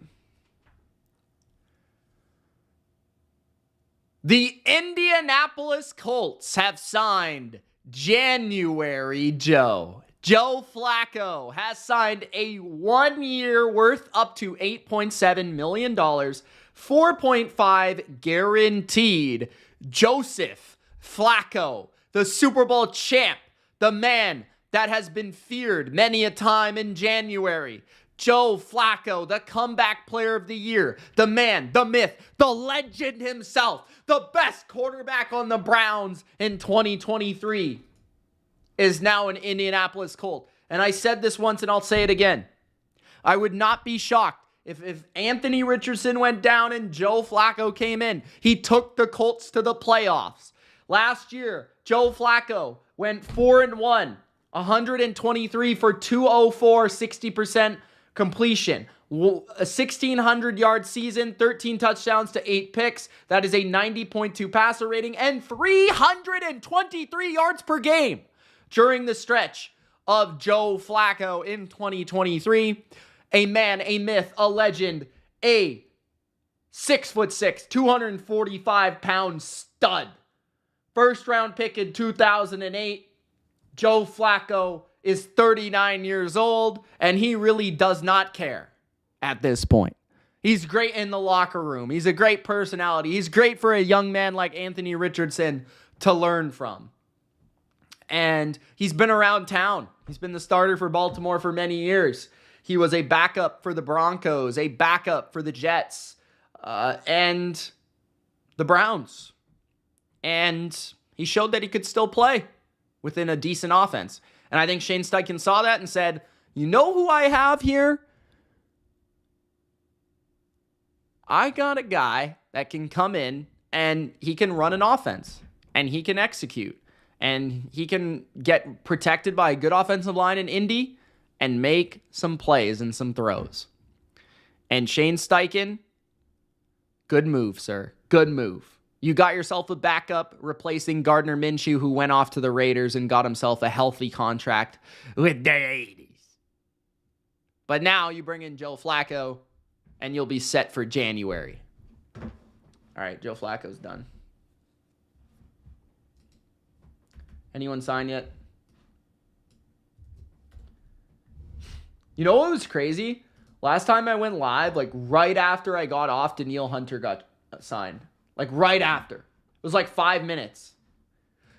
I was like, dude, seriously? Seriously, man? That's how I felt. That's truly how I felt.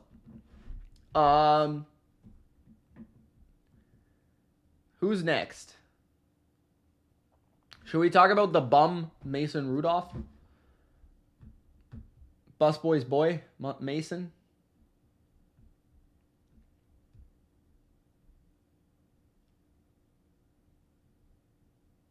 Where is Mason Rudolph here?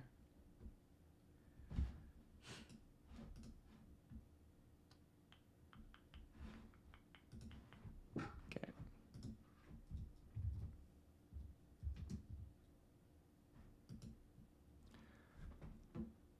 There are rumors that Justin Jefferson might go to Cincinnati to team up with Chase. I've heard that as well.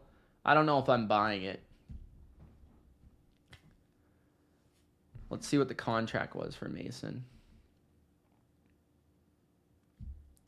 Okay. The Tennessee Titans have a reliable backup behind Will Levis. Mason Rudolph proved his worth last year, playing in the playoff game for the Pittsburgh Steelers and somehow taking the Steelers from what felt like the absolute pit of misery back to an above 500 record and a playoff berth.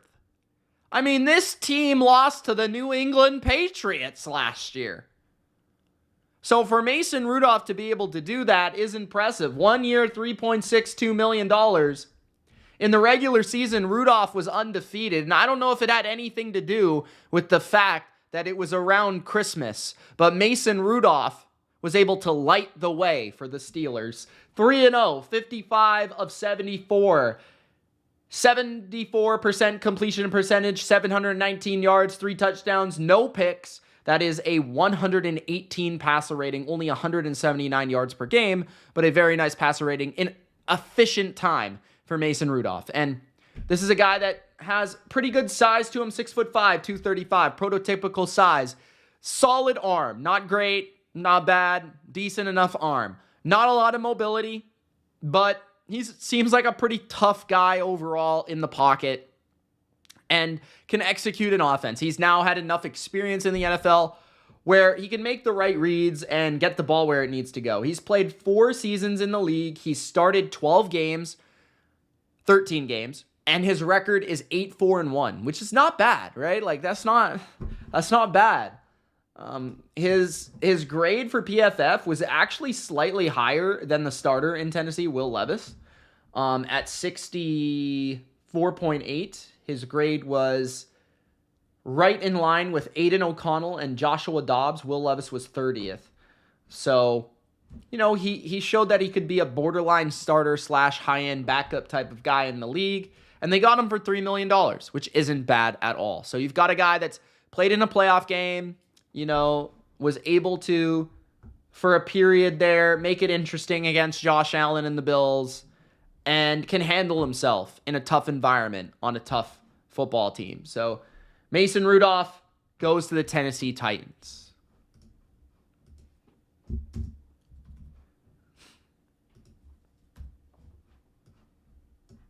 All right, Rudolph is done.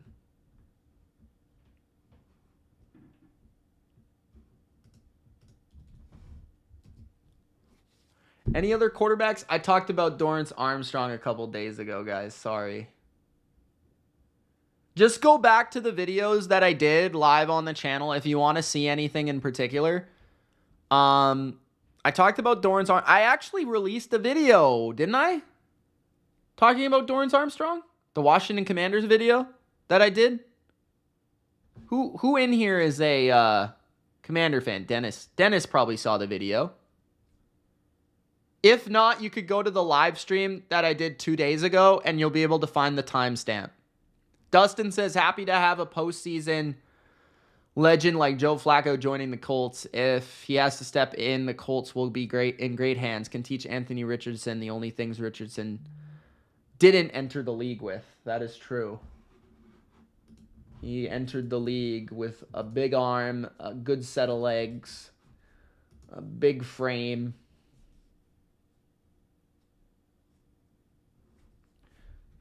Jonah Williams went to the Cardinals. It felt like that was a super cheap contract. I don't know if it's just me. All right. Let's talk about Jonah Williams and the Cardinals, because I'm a little pissed off right now about this. I don't understand why the Patriots wouldn't do this. Unless people just view him as a right tackle. I don't really know. But let's talk about it.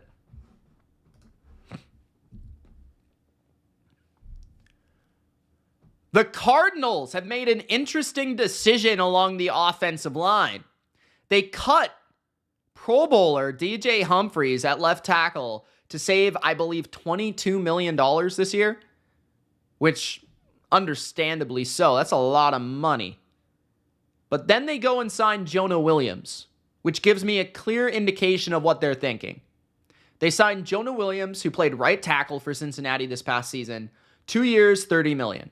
That being said, Williams has also played left tackle. He was also projected to play guard during the draft process at one point, which caused him to slip to 11th overall in the first round of 2019. He was a high-end first-round pick, right? And he was kind of viewed like a Peter Skoronski type of prospect, where, okay, if he's not a great left tackle, he will be a good guard. There's no doubt about it, right? He's started 59 games in his NFL career. He has missed 6 in his rookie year and 2 in the years following, and then he played every game last year. He is a good tackle. He's not a great tackle. I would actually say that DJ Humphries is probably better, but what the Cardinals have indicated by this move, they were able to save money with the fact that this contract is 2 years, $30 million, which is not a lot, 19 guaranteed. Not a lot for a good starting tackle in the NFL in free agency. I mean, look at what Robert Hunt got at guard, okay? And Robert Hunt's a better player than Jonah Williams, but, like, that's crazy. Like, tackles typically get a lot of money, and Jonah is not even old. He's 26 right now, and he's turning 27 in November. That's younger than a lot of other tackles. He's a former first-round pick. This feels like a steal to me. And I don't really know why he didn't get more from, let's say, my Patriots. I mean, like, okay, so last year he was graded as the 59th best tackle in football, which I guess is a little bit worse than I thought. But he played 1,000 snaps. And now it allows Paris Johnson to play left tackle, which is his natural position. So Paris Johnson's going to play left tackle. Jonah Williams is going to play right tackle. DJ Humphries is out because he was strictly a left tackle. Throughout his career, Williams is graded the last 2 years 61st and 59th. But the years following or previous, he was 44th and 32nd. So he's shown, tackle one upside in his career. Coming out of Alabama, he's always been a solid player. He's nothing special, but he's a good player that you can rely on at right tackle, an important position, which is why I thought he would get more money. And he's not even old. So I think this is a great contract for the Cardinals, for a team that is in a zone where they're not exactly a contender. They're not exactly a playoff team yet, but they also have potential. So I think this is a solid signing for the Cardinals. Now, they also signed a running back that I think is pretty underrated. His name is DJ Dallas. 3-year contract worth $8.25 million, upside of $10.5 million. Played for Seattle. He was stuck as the third running back in Seattle behind Zach Charbonnet and Kenneth Walker, 2 really good players. And DJ Dallas is a really good receiver, and he's really efficient with the ball. It feels like every time Seattle would give a draw to this man, he was just hitting a home run. Like, it felt like every single time this guy was touching the ball, he was gone. So DJ Dallas is an efficient runner, a good pass catcher, a good pass blocker. He does a lot of little things well. He plays on special teams. And is going to give them a nice depth running back option that can do a lot of different things. So I think what they're looking for here is just like a backup type running back guy. And DJ Dallas can certainly do that. He is 26, going to be 26 in September. DJ Dallas, Jonah Williams are Arizona Cardinals. Ashton is pissed. He says he hates Robert Kraft. he says that we got $100 million in cap and didn't make a single splash signing. What do you want me to do about it, bro? What do you want, bro? I don't know what to tell you. Am I upset? Yes, I'm a little upset. There's no doubt about it. But, hey, this is going to be a little bit of a rebuild. Let's take our time. I will say I like that they've re-signed their own players. They've re-signed Anthony Jennings, Josh Uche, Kyle Duggar, Michael Onwenu, who I didn't think we were going to get back. They've re-signed quite a few guys that I like. Kendrick Bourne. So at least they did that. I can be happy about that, right?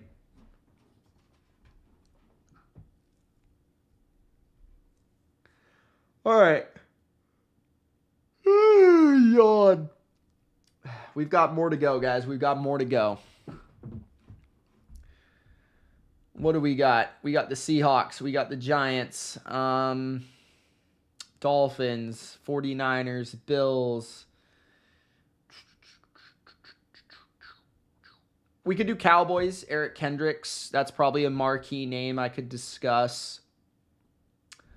Seahawks, Rayshawn Jenkins. Dolphins with 2 safeties.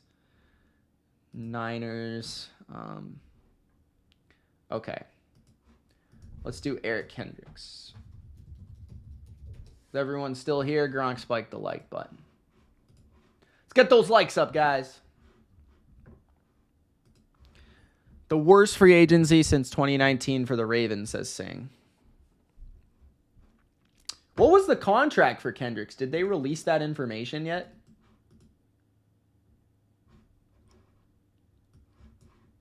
It doesn't seem like it.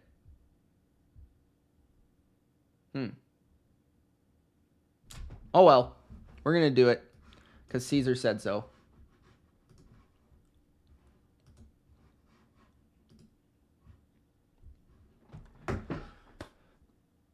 Cowboys fans, you got one on the board, baby. Eric Kendricks, linebacker, is reuniting with his boy, Mike Zimmer, on his defense and inside his defensive scheme. Eric Kendricks will be a big, thumping linebacker to play the run in Dallas's defense. Something that they were desperately missing last season was a hint of size in the run game. And Kendricks is going to provide that for the Cowboys. I don't think Eric Kendricks is nearly as good as he used to be, but he's still a capable linebacker. In fact, he was supposed to sign with the San Francisco 49ers. And the reason I would say that is a good indication that he can still play is the 49ers know linebackers pretty well. I don't know if you've noticed. But then also, Brandon Staley is a member of the 49ers staff now, and Brandon Staley was coaching Eric Kendricks with the Chargers last year. So if he thought that Eric Kendricks was absolutely washed, why would he say, yeah, sign Eric Kendricks? So to me, this appears to be a pretty good signing. 15 games, 117 tackles, 3.5 sacks inside that Staley scheme, 7 quarterback hits, 6 passes defense. He played a ton of snaps last year. He played 84% of the snaps in 15 games, 848 snaps in total. Now, the one area where Kendricks has definitely deteriorated is his coverage. The last 3 years, according to Pro Football Reference, he has allowed over 100 in his passer rating. But he could contribute as a little bit of a pass rusher, which I think he's been more effective at with the Vikings and Zimmer's scheme. And he's good against the run. 6 foot 232. Let's see what PFF has to say about the Dallas Cowboy linebacker. He graded as the 25th best linebacker in football, which aligns with my theory of Brandon Staley. 73.6 run defense, 82.5 pass rush, which I said he's a good pass rusher, and that is exactly where Zimmer is going to use him. He's going to use him near the line of scrimmage. He's going to use him to stop the run. He's going to use him on stunts, blitz schemes, which is what he did in Minnesota. There, like that two middle linebacker mug look where you have the linebackers in between the defensive tackles right over the center. That is the Zimmer look, and that is the Anthony Barr, Eric Kendricks classic, right? So that is what that could provide if they look to do those things once again. 82.5 pass rushing grade, was 7th in the NFL. His run defense grade was 28th. His coverage grade was 38th. Now, he used to be one of the best linebackers in football, 2019, 2020, second and third best linebacker in the NFL. At one time, he was like a top 3 linebacker in the league. Last year, he played 729 snaps in the box, 32 on the D-line, 81 in slot corner. Kendrick's a good player, all around, good leader, provides stability to the defense. Going to be a guy that can call the defense as well, which is crucial.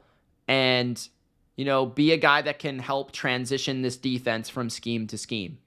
So, nice pickup for the Cowboys. They finally got on the board. I'm not exactly sure at this moment what the contract is, but they found them one at least, which is nice. There you go, Caesar, your big signing.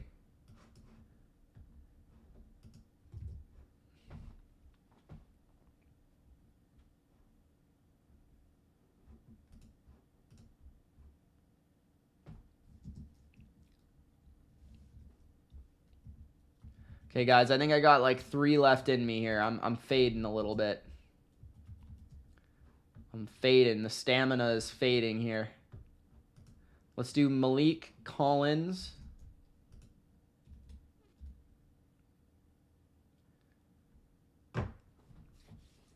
Rayshawn Jenkins.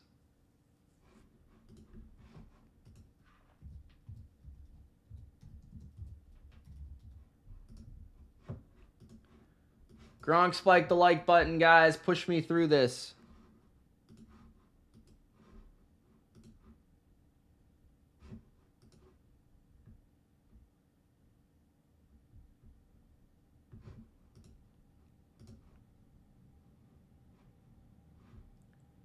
Okay.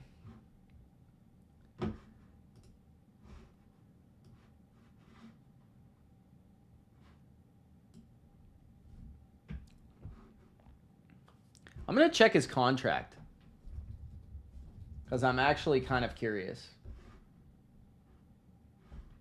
what Maliek Collins' contract is. Signed for 2 years, $8 million and then 10. Okay.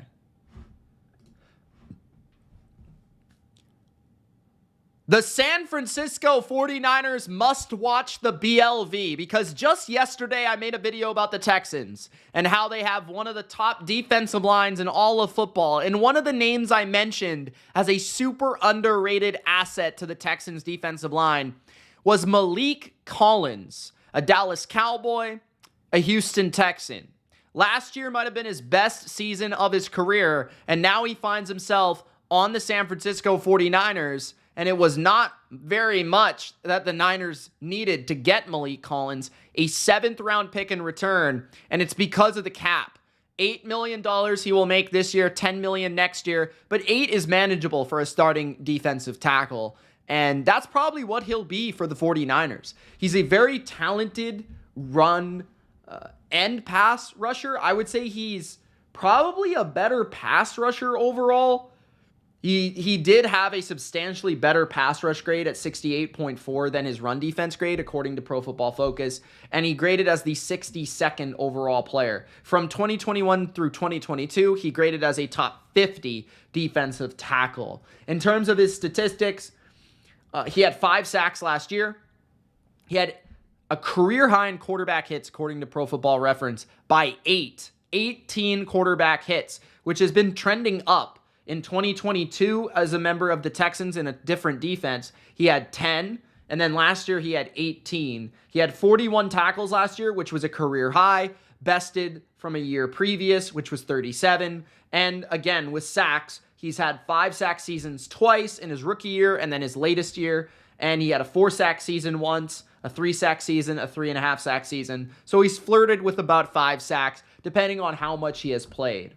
Last year, I remember him as, I believe, my honorable mention in my top 32 defensive tackles list. And a large reason for that was his pressure numbers and his pass rushing numbers were really, really deceptively good. And that, that was one of the reasons. On top of being the best player, I felt like last year, not this year, but last year on the Texans D-line. When taking a look at some deeper things for 49er fans here, let's see if I can find any advanced statistics here for Maliek Collins, who will make $8 million this season. So Maliek Collins had 17 run stops this year, which is middle of the pack. Not great, not bad either. In terms of pass rushing, let's see if I can find him. He was 20th in pressures this year, which is pretty good, right? 48 pressures. In terms of quarterback hits, he was 8th in the NFL. So yeah, some pretty good numbers that, I'm just going off what I've seen with my eyes, right? And then I verify it with the stats. So yeah, pretty good stuff from Maliek Collins. For $8 million, getting the guy that has caused the 8th most quarterback hits in the league, that's not bad. That's pretty good. So Maliek Collins will play alongside a rebuilt interior defensive line. Armstead's now a free agent. They brought in Jordan Elliott. They've got Javon Hargrave, who only signed last year. And it feels like they're going for a certain type of guy at the defensive tackle position. I still think they could add to the edge position. I know they added Yetur Gross-Matos. I believe they're bringing back Kevin Givens, the defensive tackle that played in a depth role last year. So I wouldn't be shocked if they added another edge rusher. I really wouldn't. But I think they should go after a corner and a depth linebacker because Eric Kendricks ended up going to Dallas. They stole him. But good trade for the 49ers. For the Texans, I think it's just really about cap space and understanding that you can't have that much, money invested in the D-line. But I'm sure they'll find a depth D-tackle that they like to replace him with. So that's the 49ers trading for Maliek Collins. There you guys go. That's another one down in the drain. Okay, we got a couple more. Come on, Mitch. Don't fall asleep. Let's go. Maybe I need a sip of water or something. Gronk spiked the like button. 2 likes for 40, guys. Let's get to 40. 40 likes. Did we hit 46K yet?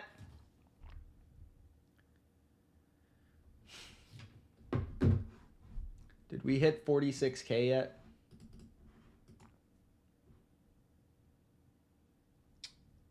Let's see. Rayshawn Jenkins. Let's do him.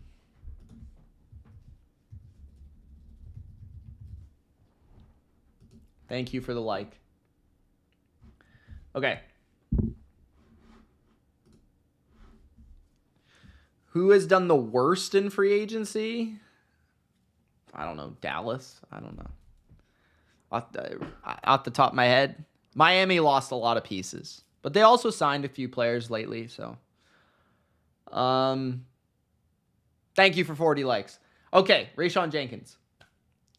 The Seattle Seahawks have a new safety. They recently cut 2 starters at the safety position, Jamal Adams, which Seahawks fans feel a particular way about that man, and then also Quandre Diggs, which they feel a totally different way about.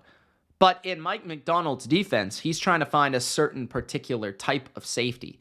Rayshawn Jenkins was cut by Jacksonville not long ago, and it's fascinating to me that McDonald and this front office immediately looked at Rayshawn Jenkins as a find for this defense. But they signed him to a 2-year contract. He's had over 100 tackles the last 2 seasons. He's had 5 picks the last 2 seasons, 3 in 2022, 2 in 2023. He is 29 years old, turning 30. And yeah, a little bit up there now, which could have been a reason. Or he's 30 now, and he's turning 31 in January. So he just turned 30. But in terms of Rayshawn Jenkins, I was actually a really big fan of Jenkins when he was with the Chargers. When he was with the Chargers, I thought he was like a really underrated role player in 2019 and 2020, where he started games, 16 games in 2019, 15 games in 2020. He had 3 picks in 2019, 2 picks in 2020, and he had 54 tackles, 84 tackles. And he played as a strong safety in that defense. The last 2 years, though, he has had really good passer ratings allowed, 78.6 in 2022, 62.5 in 2023. And perhaps a change in scheme and perhaps too big of a contract for the amount of safeties that are in the free agency market is what caused Jacksonville to move on from Rayshawn Jenkins. Nobody exactly knows why, but he's been a good, underrated player for both Jacksonville and the Chargers. The last 3 years, he has played 91% of snaps, 97% of snaps, and 99% of snaps. He is constantly available. He's played 1,100 snaps the last 2 seasons in the NFL. And this is a guy that, for the amount of snaps that he's played, a lot of NFL fans probably don't even know who he is. Maybe that's because he plays in Jacksonville and the Chargers. But yeah, it feels like a very kind of underrated name. A guy that you wouldn't really think of. But he was graded as the 70th best safety in football last year. And yeah, hasn't been admired by Pro Football Focus since 2020. But you look at what he's done. He's played everywhere. He's played 489 snaps in the box last year, 335 at free safety, 188 in the slot. He's played everywhere, which is something that I think Mike Macdonald likes. 6'1", 200 pounds, could probably play in the box for Macdonald. I wouldn't be shocked by that with Julian Love and potentially another safety playing deep. I wouldn't even be shocked if he played some sort of Kyle Hamilton type of role. But we'll see. I don't know. Devin Witherspoon, I guess, is their guy for that. But I wouldn't be shocked if Rayshawn could also play that type of role. But you know, like, I'm intrigued by it. I think he's an underrated asset, an underrated player. Certainly less expensive than Diggs and Adams, and a potential find that not a lot of people were thinking about because he got cut so late. But I mean, and he's just, if anything, he's the opposite of Jamal Adams. He always is on the field.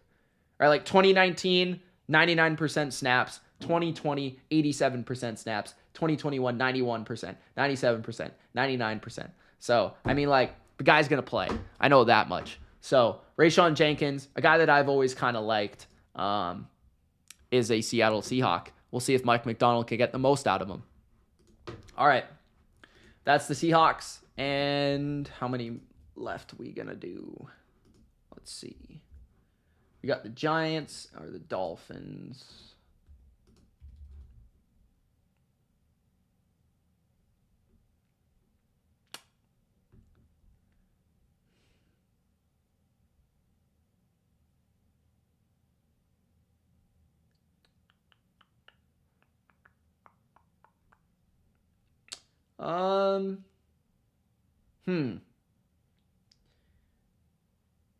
I haven't talked about Jordan Poyer yet.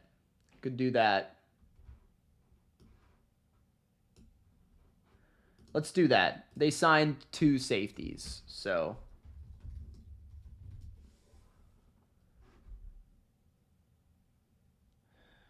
if you have any questions, please ask them now, and I appreciate the Gronk spikes of the like button. The more, the better. Helps other people find this video. Jordan Poyer is 32.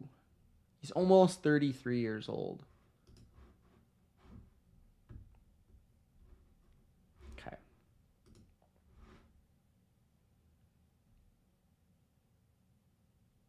All right. Jordan Poyer was granted his wish. Last offseason, he said, Dolphins, please, can I play for you? I just want to be in Miami. Well, Jordan, welcome to the Miami Dolphins. You are now a Miami Dolphin. 1-year deal for Jordan Poyer, the veteran safety of the AFC East, former Buffalo Bill. Poyer, 1,103 snaps last season. Talk about a workhorse. 67.2 PFF grade, 46th in the NFL at safety. He will be the box safety for the Dolphins. He will be the strong safety for traditional terminology. And complement Javon Holland as the roaming, rangy, free safety and pure cover guy that he is, and great athlete and Canadian that he is. But Poyer has been, I would say, a good player for the last couple of years, but no longer a great player, right? He was a great safety from about 2017 to 2022. And then the last couple of years, his PFF grades also indicate that. 48th and 46th, right? You look at 2017, 7th, 45th, 20th, 21st, 12th.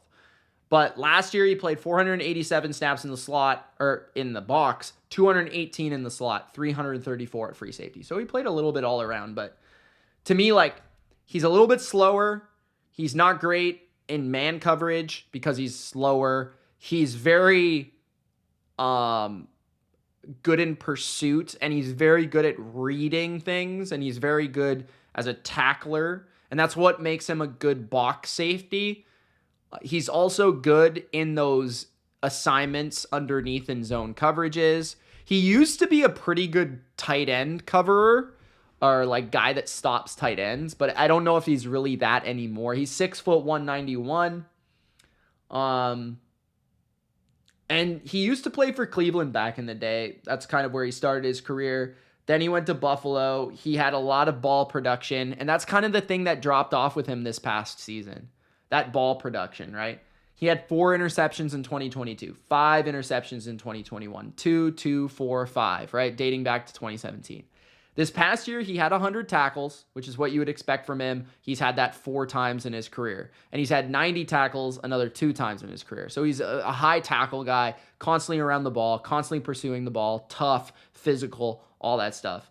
Mostly available, doesn't get hurt too often. But he is getting older, so you wonder if that physical wear and tear will wear on him and make him and cause him to be less physical. But it's definitely caused him to be less of a producer in terms of interceptions.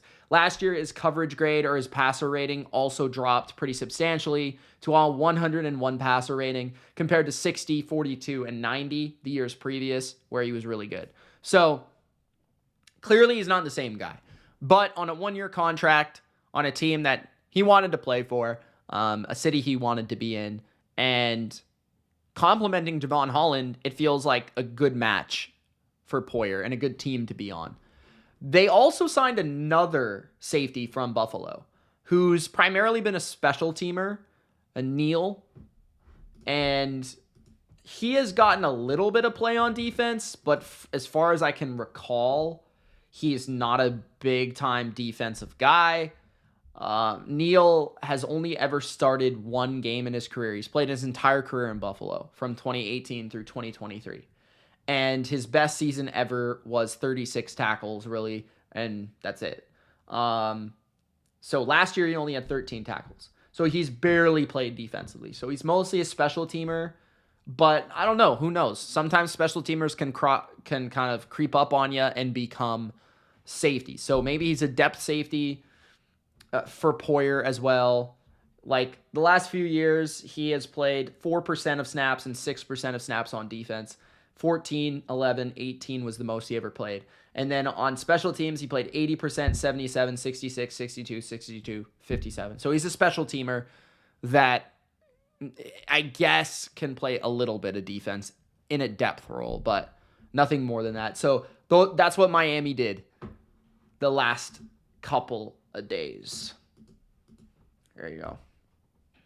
Did anyone sign?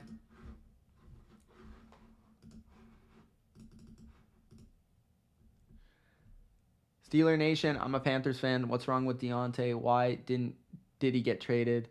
Steeler Nation, answer that question for him.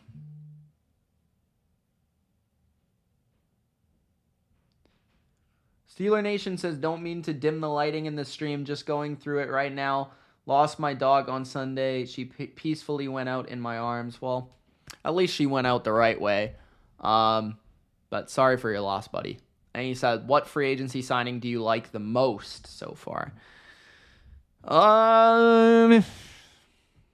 Probably Neal Hunter to the Texans. I just feel like that puts them in a new stratosphere as a team. I've talked about everything, bro. Josh, I actually made a separate video about Diontae Johnson, so go check that out. It'll be on the channel. Just look at the channel and look at the video tab, and you'll find it. I think it was yesterday I talked about it.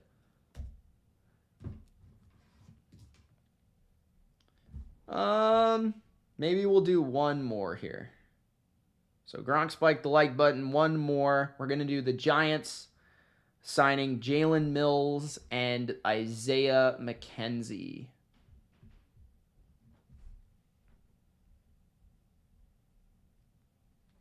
All right.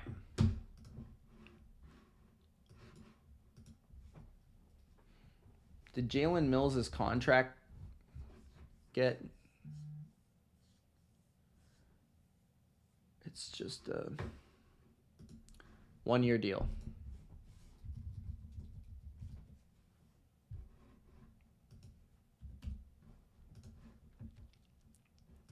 Bear with me, guys. Just going through the Giants depth chart. I mean, he might start right away. Their safeties are horrible. Horrible. Okay.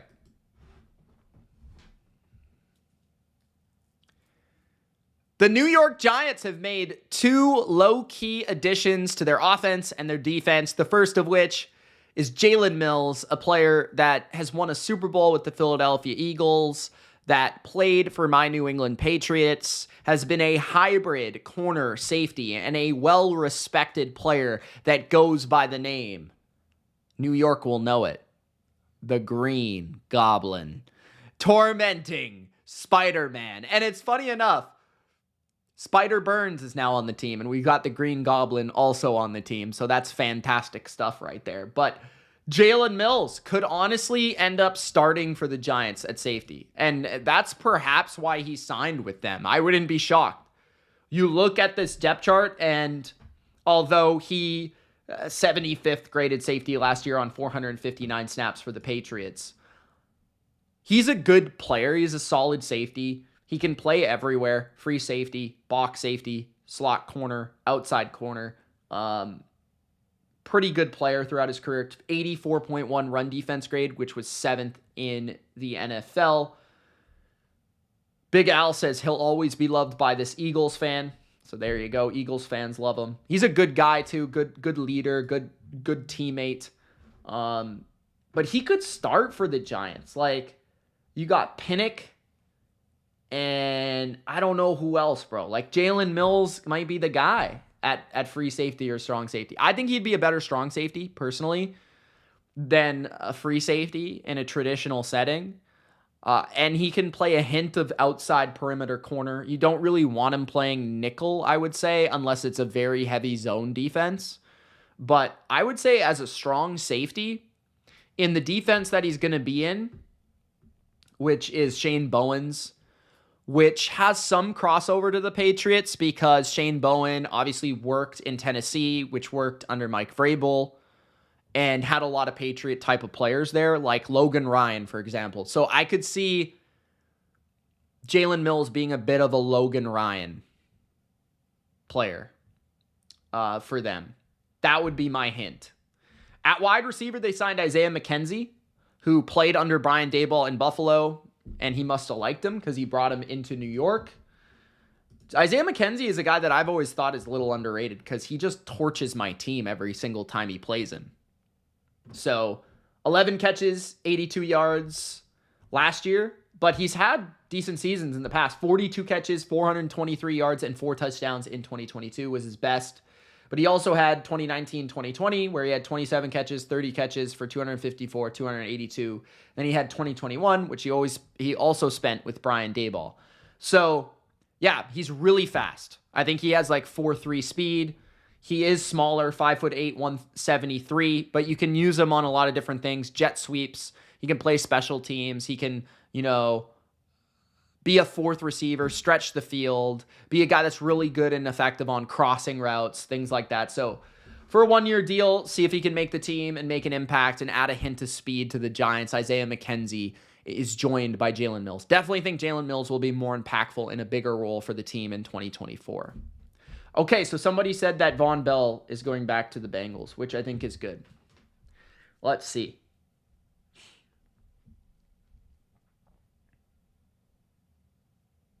Are you sure? I don't see that. Let me look it up. Are you a Panthers fan, Joseph? What's up, Edgar?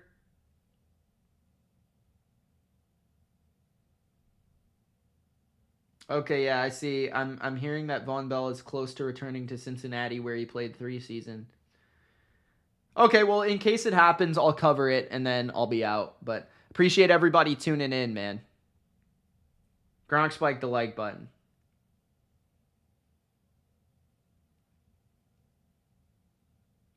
Wow. Bengals are only going to be paying Vonn Bell $1.2 million. Just like Russell Wilson. Wow. Okay.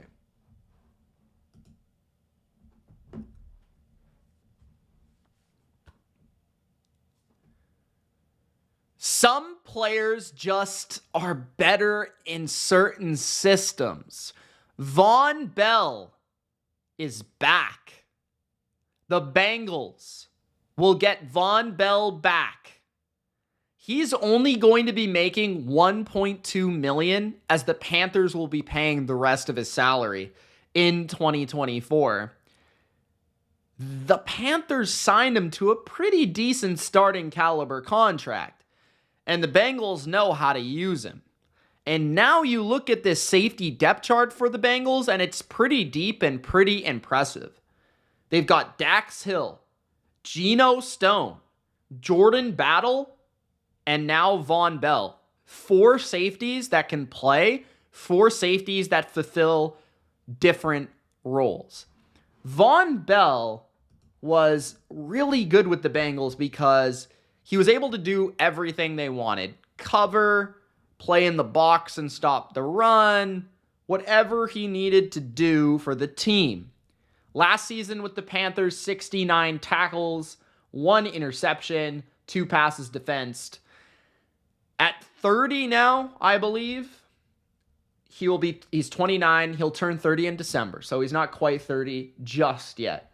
But, I mean, statistically speaking, he only allowed a 79.2 passer rating last year. His 64 passer rating was the best of his career in 2022 at 28 years old with the Bengals, which allowed him to get paid by Carolina. So he's only missed 1 season from Cincinnati, and he's right back there. But the thing you got to love about Vonn Bell, whether it was in New Orleans or in Cincinnati, the man is always on the field. You look at his snap percentages from 2019 through 2023. Let me read them for you.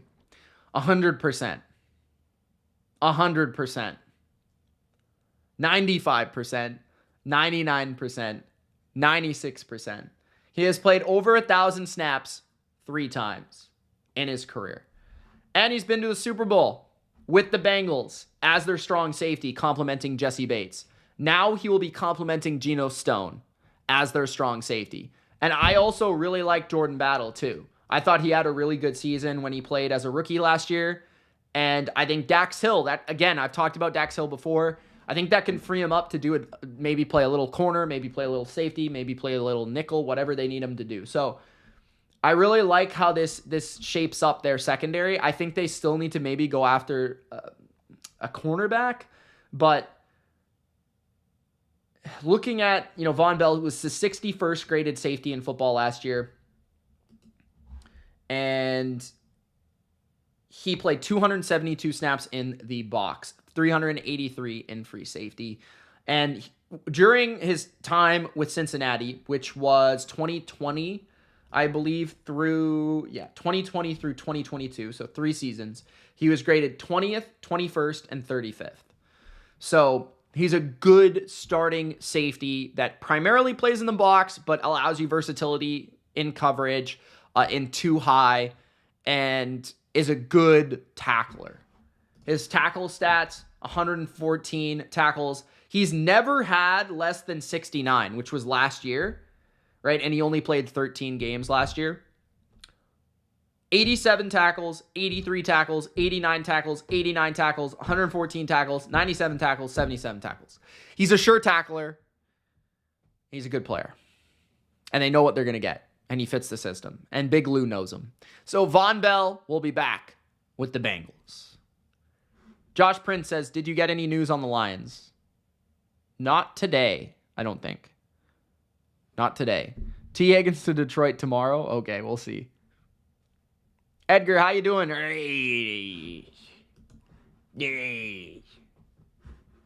All right, guys. I think I'm going to finish right there. Appreciate everybody tuning in. Hopefully news doesn't break like right now. Okay. But look out for some videos. They're always coming. And make sure to follow me on Bleacher Report if you guys haven't already. BR. I always send out the links in the Discord. I send the links out on X, Twitter. So be sure to tune in, man. I'm always on there pretty much every day doing a stream, exclusive content. So follow me over there as well. Thanks, guys. See you, Big Al, Sing, Edgar. Thank you for the Gronk spikes. Josh, both Joshes, Josh Prince and Josh. Michael, who asked, what does the transitional tag mean? It's basically the franchise tag, but it's slightly different. It's less expensive, and it allows teams to actually bid for Kyle Duggar. If teams want to outbid the Patriots, they have the choice. They have the opportunity, unlike the franchise tag. But it's also cheaper than the franchise tag. Sealer Nation, Caesar, shout out to you guys. Ashton, Busboy, Dennis, Jermari. Thank you, everybody, for tuning in. We'll see you soon. Deuces.